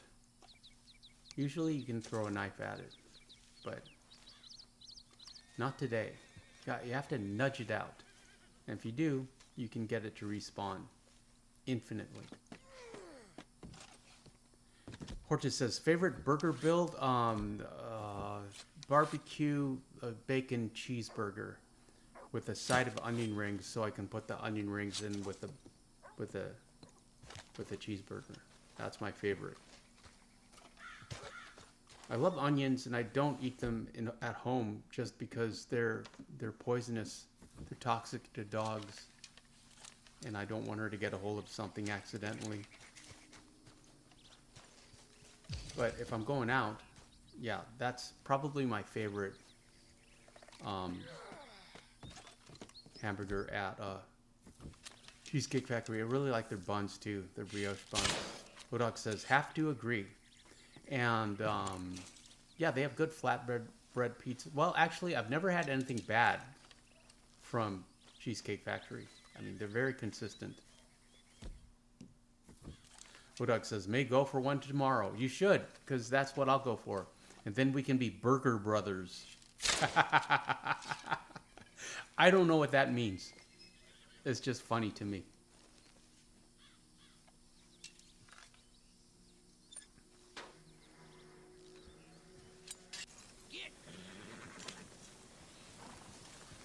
And now we go for a raid on Fort Mercer. We need to, pardon me, sir, we need to borrow your wagon. We shall return it. I promise. Something stung you. Now what? Damn lunatic! Hortus says, for me, I'd swap the onion rings with pickled jalapenos. Yes, I know, Hortus. We all know about your proclivities with the Scoville scale. No, but I like the crunch and the sweetness of the onion rings. I of course love the savory sweet of the barbecue sauce, creaminess of the cheese, and the little salt, bacon. Yeah. And then they have great buns. Great buns. Reminds me of Naked Gun. There's so many just silly puns in Naked Guns where Leslie Nielsen and Priscilla Presley are in her office, and she climbs the library, one of those librarian ladders. So Leslie Nielsen has a great, it's a shot of him and her skirt, on her legs, and he's looking up, and he goes, "Nice beaver," and she goes, "Thanks, I just had it stuck," and she lowers down a stuffed beaver, a taxidermy beaver. Hortus says, I do love me a barbecue bacon cheeseburger, but he also says, I am a spice boy, haha. I remember the Spice Girls. I liked Sporty and Ginger.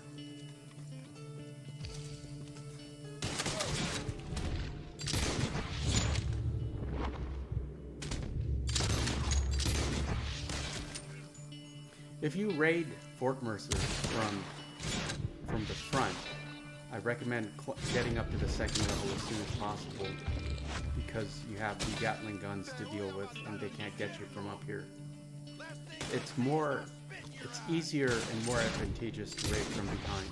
So you come in from behind the Gatling guns and you don't have to worry about them. And all of these jokers will come to you, so it's not like you have to you go through the front door. Unless you like a challenge.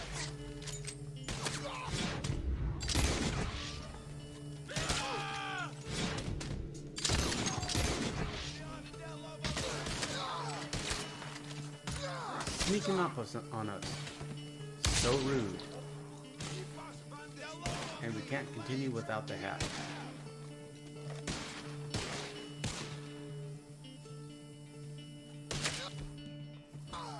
We always need the hat because we're filming a video and the hats are signature to the videos. You should be honored to be killed by us, boy.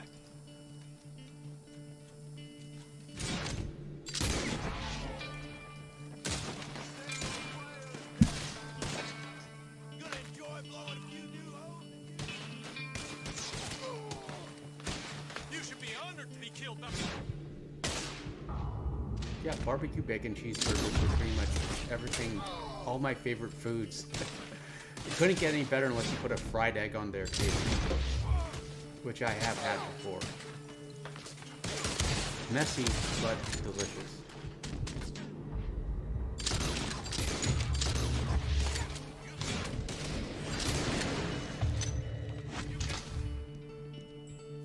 Porta says, should use that $18.99 a bit.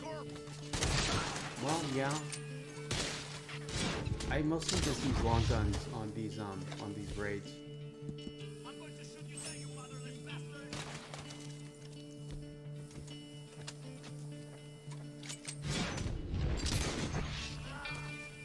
Just habit, I guess. In the American art of advertising, to get a gold, you have to use your revolver. You shouldn't even bring a long gun. You can technically pick up a worn weapon. But yeah, you need, I don't know, like 8 or 9 headshots with your revolver. And we had Jim Boy Calloway's Skullfield, thanks to O-Dog. But we weren't going for a gold. We just needed a cutscene.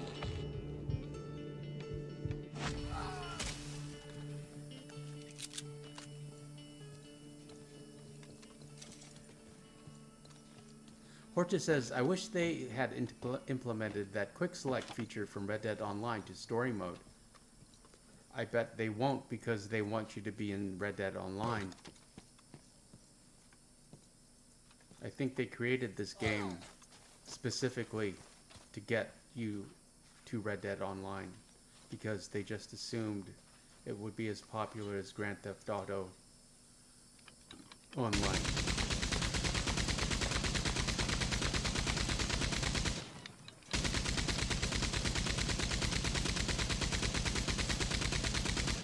I was really hoping we could get a Condor with one of these things. Also note that those Gatling guns are infinite ammo.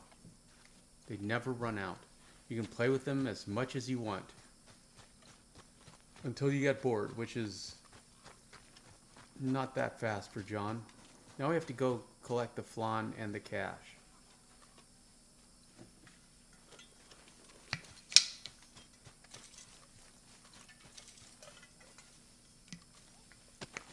Blackwater really needs a fence.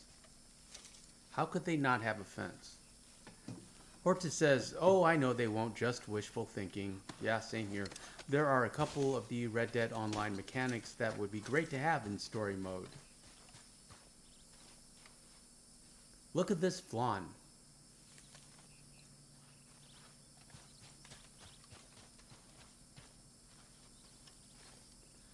Cortez says, like ducking while on horseback or picking plants from the horse. Wow. I like both those ideas. During an honest mistake, I was zigzagging the horse, trying to avoid damage. Because one, we had our original satchel, so I was running out of horse medicine. And two, I was on the brindle, which is not the best combat horse. But very, you know, very fast and very maneuverable. So I was trying to zigzag a little just to like minimize damage. Kind of worked, but then we were able to get the piebald at the end of that mission.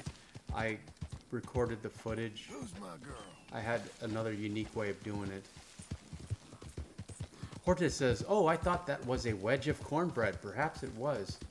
But I just assumed because we're south of the, well, we're not south of the border, but we're near the border, that it was flan.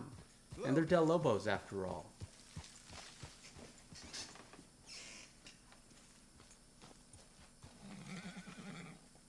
Yeah, instead of tracking the piebald Tobiano HH at the end of the game, this time John, in the middle of the firefight, shot that bounty hunter, ran away from Uncle and Charles and Bill, and jumped on the piebald. I was so sure that the game was gonna like just, you know, kick us back to the last cutscene. But no, it just, you know, it's like I just kept getting the alert. Return to Uncle, return to Uncle. So, you know, we did return to Uncle on that horse, and we were bonding with it and shooting at bounty hunters. We didn't get to level 1, but we like bonded enough that it was waiting for us after the cutscene. It was very tense. Because, O-Dog, in case you're still here and just listening, I may reluctantly and unfortunately have to agree with you that Arthur's favorite bounty hunter camp seems to be patched, which is super annoying, but it also means that Rockstar has seen at least one of my videos, and that's kind of cool. However, it's probably just some intern that works for Rockstar that had to watch all of the YouTube videos related to this game and look for things to patch. Bodak says, yeah, we were getting a lot of Shires, a lot of Belgian drafts, one American paint,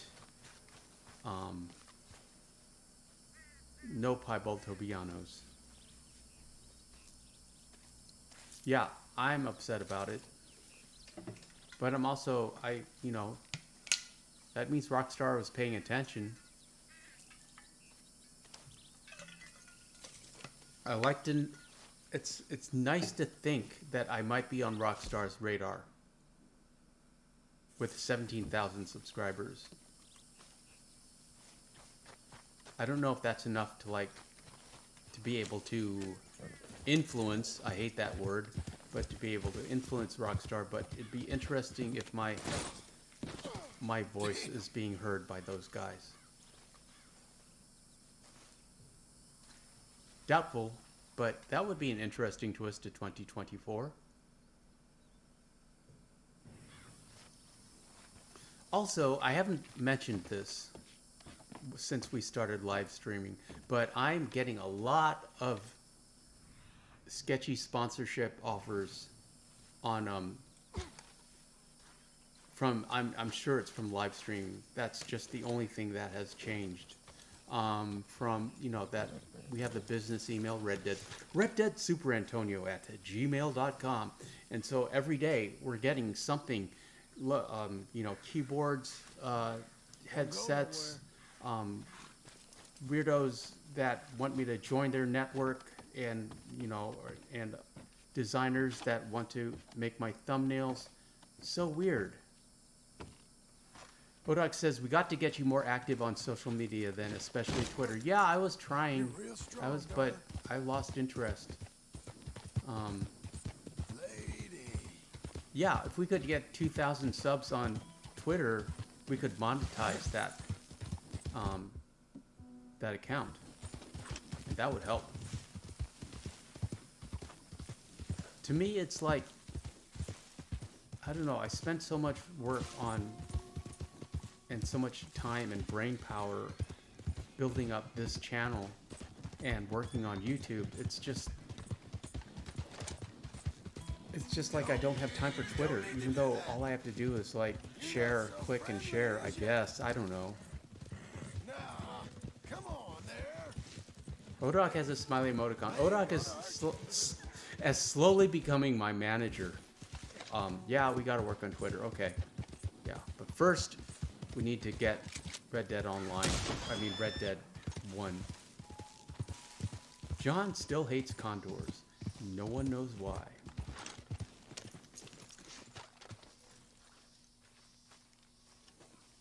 Ten viewers in the chat. Appreciate you being here. Happy New Year. Happy Monday. On Mondays, Marston. We've got about, I would say, 20 minutes, 18 more minutes to go. Get up, lady. Sadie's tired. You only see her when she's tired. You don't see her when she's like super active and a wild child. You see her at the end of the day when she's just so relaxed. You could pour her into a glass of water. You pour her into a glass. She's just... Let's see if we can... There she is. And all she wants to do is go to bed.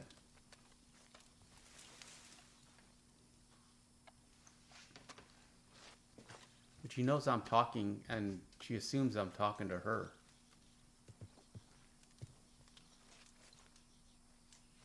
Which is ironic and funny and kind of charming. Tim Hogan says, wonders what and if a Red Dead 3 might look like. How much can they improve the game? Reality.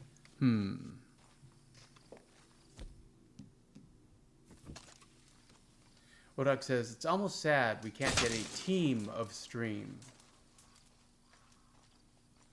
Yeah, that'd be fun. If I could figure out how to set that up, kind of like a Zoom meeting. I know they, well, Odog says, Serena and yourself with one more. Yeah, we're never going to get Serena on camera. She's too shy. Joe Tad says, Happy New Year, everyone, and Happy New Year to you, Joe. Appreciate you being here. And happy Monday. On Mondays, Marston. Hortus says, shame we won't see a potential Red Dead 3 until like 2030 at the earliest. Yes. We could all be underwater by 2030. Or in a nuclear wasteland. We won't, but, you know, if you listen to the news, we'll probably just be hardwired into our phones. If we listen to Elon Musk, by 2030, we'll have ports, like in the Matrix. Well, some of you, like, I won't have one, but I'll be left behind.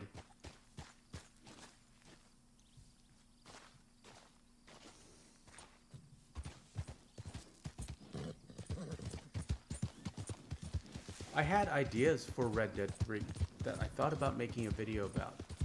I think Red Dead 3 should be about Davy Callender, because we know nothing about him except he has a brother, Mac.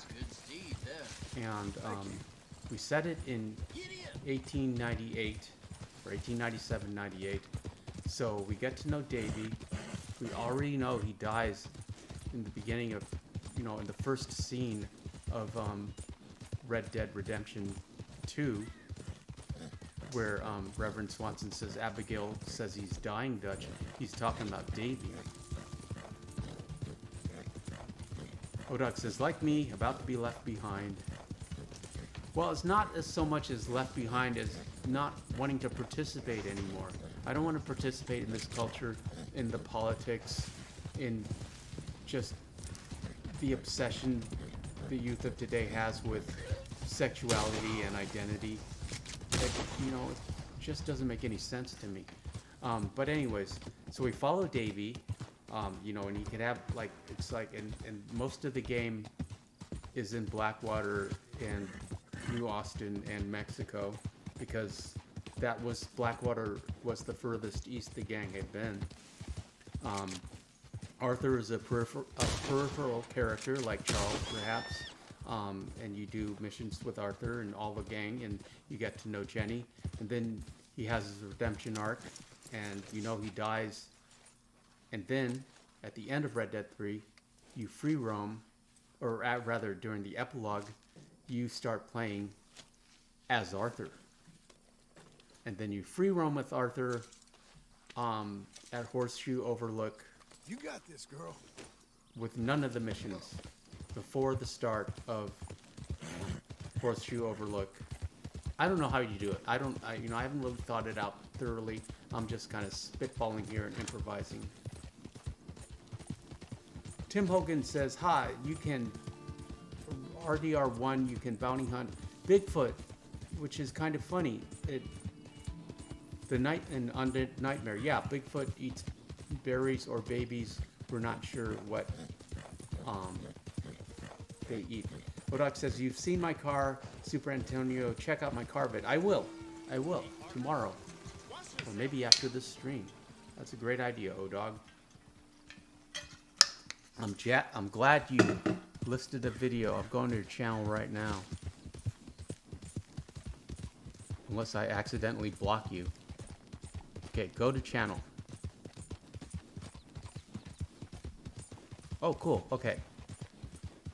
I just subbed. I'm your fifth 1975 Chevy Monte Carlo.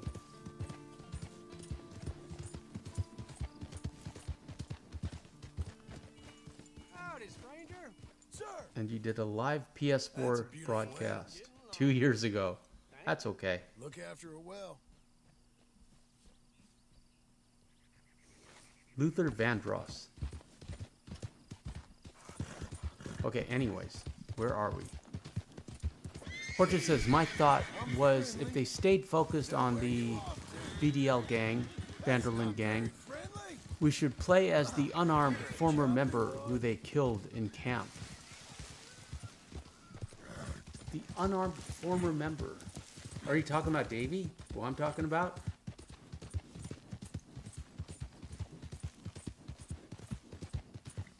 If so, we are in agreement. Anyways, I thought about making a video. I might, if I think about it, if I put any more effort into it, but right now I'm more focused on Red Dead 1 and the cutscene commentary. Hey, buddy. Hortus says unnamed. Yeah, I don't know who you're talking about. Mr. Graves, ain't you, girl? But it would make sense. So you could build up a whole story about him. But I think they would be fools not to let you free roam as Arthur in Red Dead 3. That would bring everyone back.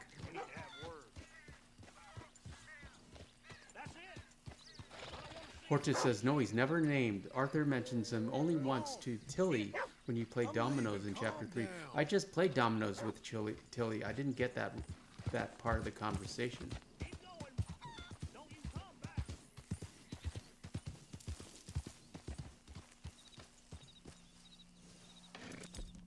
I've been hanging around camp, waiting for the Tilly interaction where he goes, I'll keep you safe, Miss Tilly. We're fine. You have my word. I'll keep you safe. So I want to make a short out of that. I've always liked that promise. And he does. He did. She survives the game with a giant laundry bag sack of money. I always assumed she split that cash with Abigail and Jack and John. I mean, it would only make sense. Tilly had a big heart, and she loved Jack. She loved Jack as much as Abigail did. Horta says, well, as a general rule, we try to avoid murder in the camp. I mean, there was that one guy, but he was a traitor. Yeah, but if he's a traitor, why would we want to play as him? I remember that. I knew what you're talking about now, Hortus. Micah said, I found a new interaction between John and the Valentine doctor. Interesting, Micah. Please tell us more.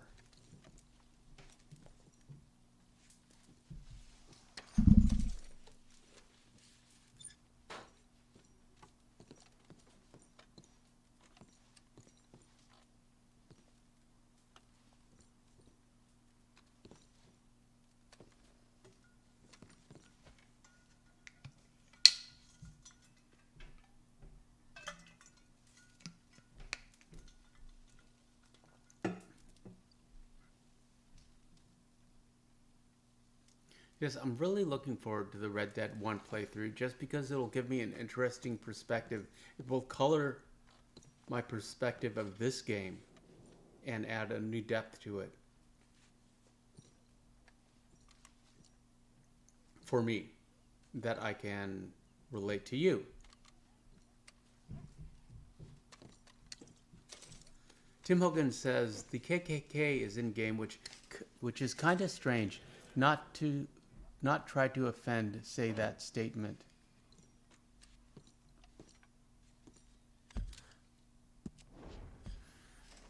Well, you know, the game was made in, what, 2018? So it was probably started developing in 2008, 2010, which was a different time period culturally. Everyone's so sensitive now. Horta says, here was my thought on that. If in truth this character had just started to see through Dutch's facade for the charlatan he truly was. Yeah, that's true. That's a great way to make it work. Micah says, so there's this duel in Valentine between John and a patron in the saloon. And if you disarm him fast enough and follow him, he ends up going to the doctor to treat his wounds. Oh, that's funny. We'll have to try that. Horta says, and to retain his position, Dutch convinces the gang that this character was a traitor. Okay, as long as you can free roam as Arthur, it works. This stew looks suspiciously like Abigail and Mr. Pearson's stew. They must all be using the same recipe.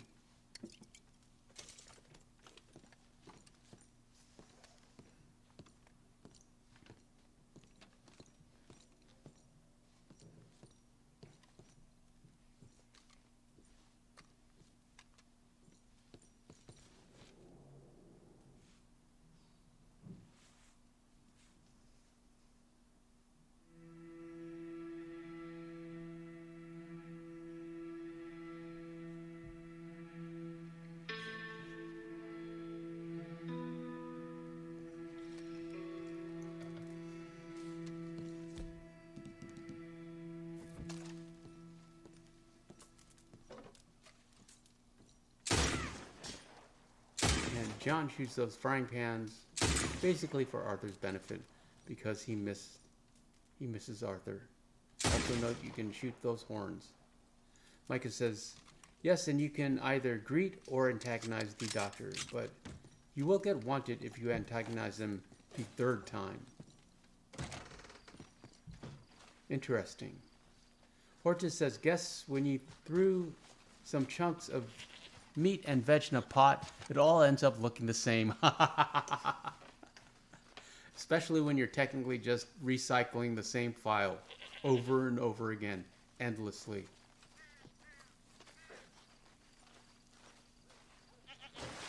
You do get unique meals though at in the saloons, especially at Saint Denis. I just wish the Jade Dragon had been open. I would have loved just adding that aspect of the culture, Saint Denis Chinatown. not because it's inclusive, just because it would be great for the character of the city, and they already have a bunch of Chinese-speaking NPCs. And also, I really want Arthur to be able to eat some chicken chow mein.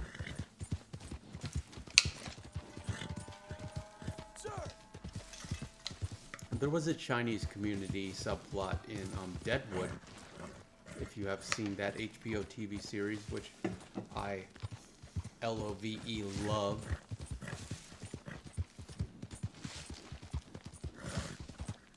Sadie moved to the couch. She's had enough of the live stream and she wants to go to bed. All these abandoned structures in New Austin, I expect to see them fully developed and still intact. Well, actually, they wouldn't be in Red Dead 1 because we're essentially in the world of Red Dead 1 right now. Micah says, "Did you watch Peaky Blinders?" I sure did, but I cannot remember any of it. Let's go, girl. It has cleared, it has cleared my cache. I do remember I liked it. And of course, I love the idea of like hiding razor blades in your cap and doing that little flip.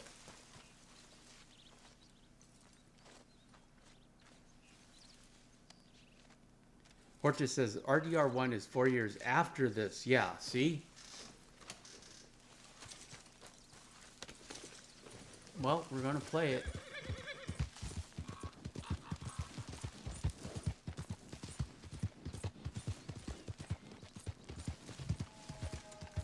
So we shall see. And you'll be here, I know you will. Hortus says Peaky Blinders was good. Watching Predators reminded me of it because Adrian Brody is in both. Predators, that was the one on the planet where all the bad people, the most dangerous people from Earth were transported. I've seen that one, I recall. Wasn't Lawrence Fishman in there? Morpheus? He'd gone like a little crazy after surviving all the... And he had a Predator mask. Hi, y'all. And Danny Trejo? I think Danny Trejo was in there. How you folks doing? I cannot... Oh yeah, I remember it now. It's coming. It's all coming back to me. One of the Predators had like a little eagle drone thing. Thought that was cool. Hortus says, "Yup."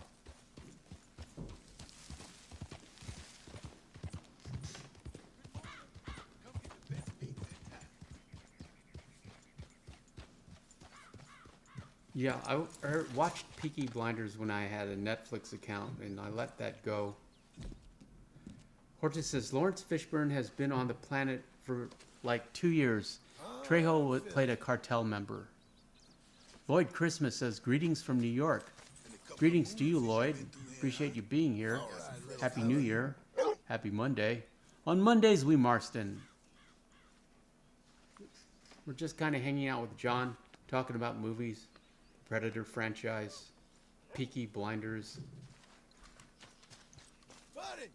You better start behaving right around here. Yeah, I checked out of Netflix. I never forgave them for Cuties, that movie. I kind of want to watch Squid Game, but I'm still mad at them for Cuties, so I don't know if I'll ever come back. Also, it's expensive. I don't know if it's worth it. What can I help you with? I think it's more than $10 a month now. Optimally, I wouldn't want to pay more than $5. I'm happy to pay for Amazon Prime because you get much more than a streaming service with Amazon Prime. Can I get a hot bath, please? I'm real dirty.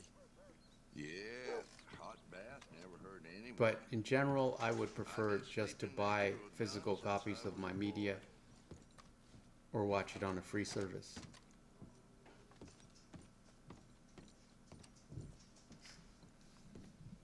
Oh, Lloyd, I'm disappointed in you.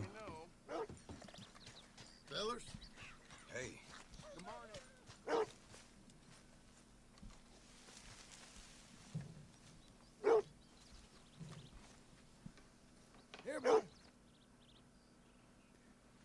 fella? Tim Hogan. Funny how Red Dead 2 and I'm not sure what you're saying here, Tim. I love these shot and gun draws, but a lot being in Dead 2 now. Okay. Hortus says, I don't pay for Netflix, but my roommate gave me his login. That's the way to do it, even though technically I don't like to do things like that anymore.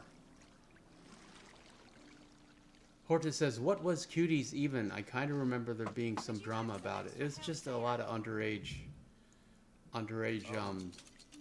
Good. nonsense. Now I don't, don't- you you know, worry about And a this, thing.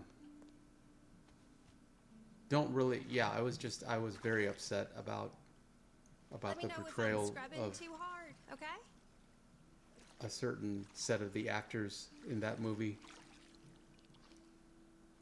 And how Netflix was trying to pretend Let me know or if you'd like a present bit of it an extra as scrub anywhere. commonplace or ordinary or an expose. It's a good service. you run.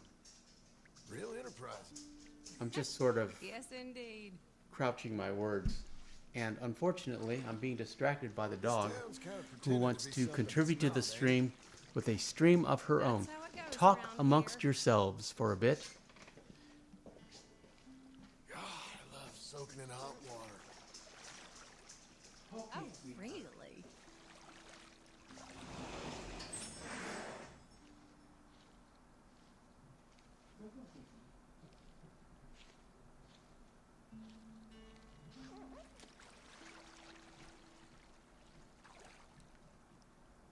You seem more relaxed now.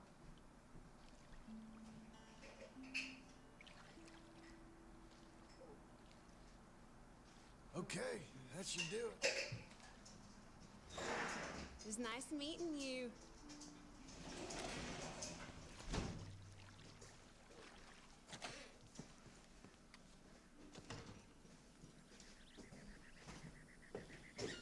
And we're back. Lloyd Christmas got a little racist. That was odd. That's an odd thing to experience, and I imagine we'll get more encounters like that as the channel grows and the live streams gain in popularity. So strange. At any rate, I appreciate all of you being here. That's all I have for you tonight.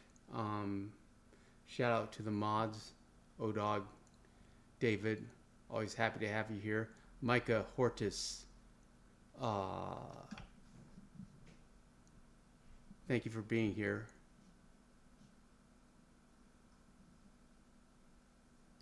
And here comes another one. So weird. What's this about? What's happening to us? At any rate, that's all I have for you tonight. And I appreciate you being here. Miko, always great to see you. And we shall return on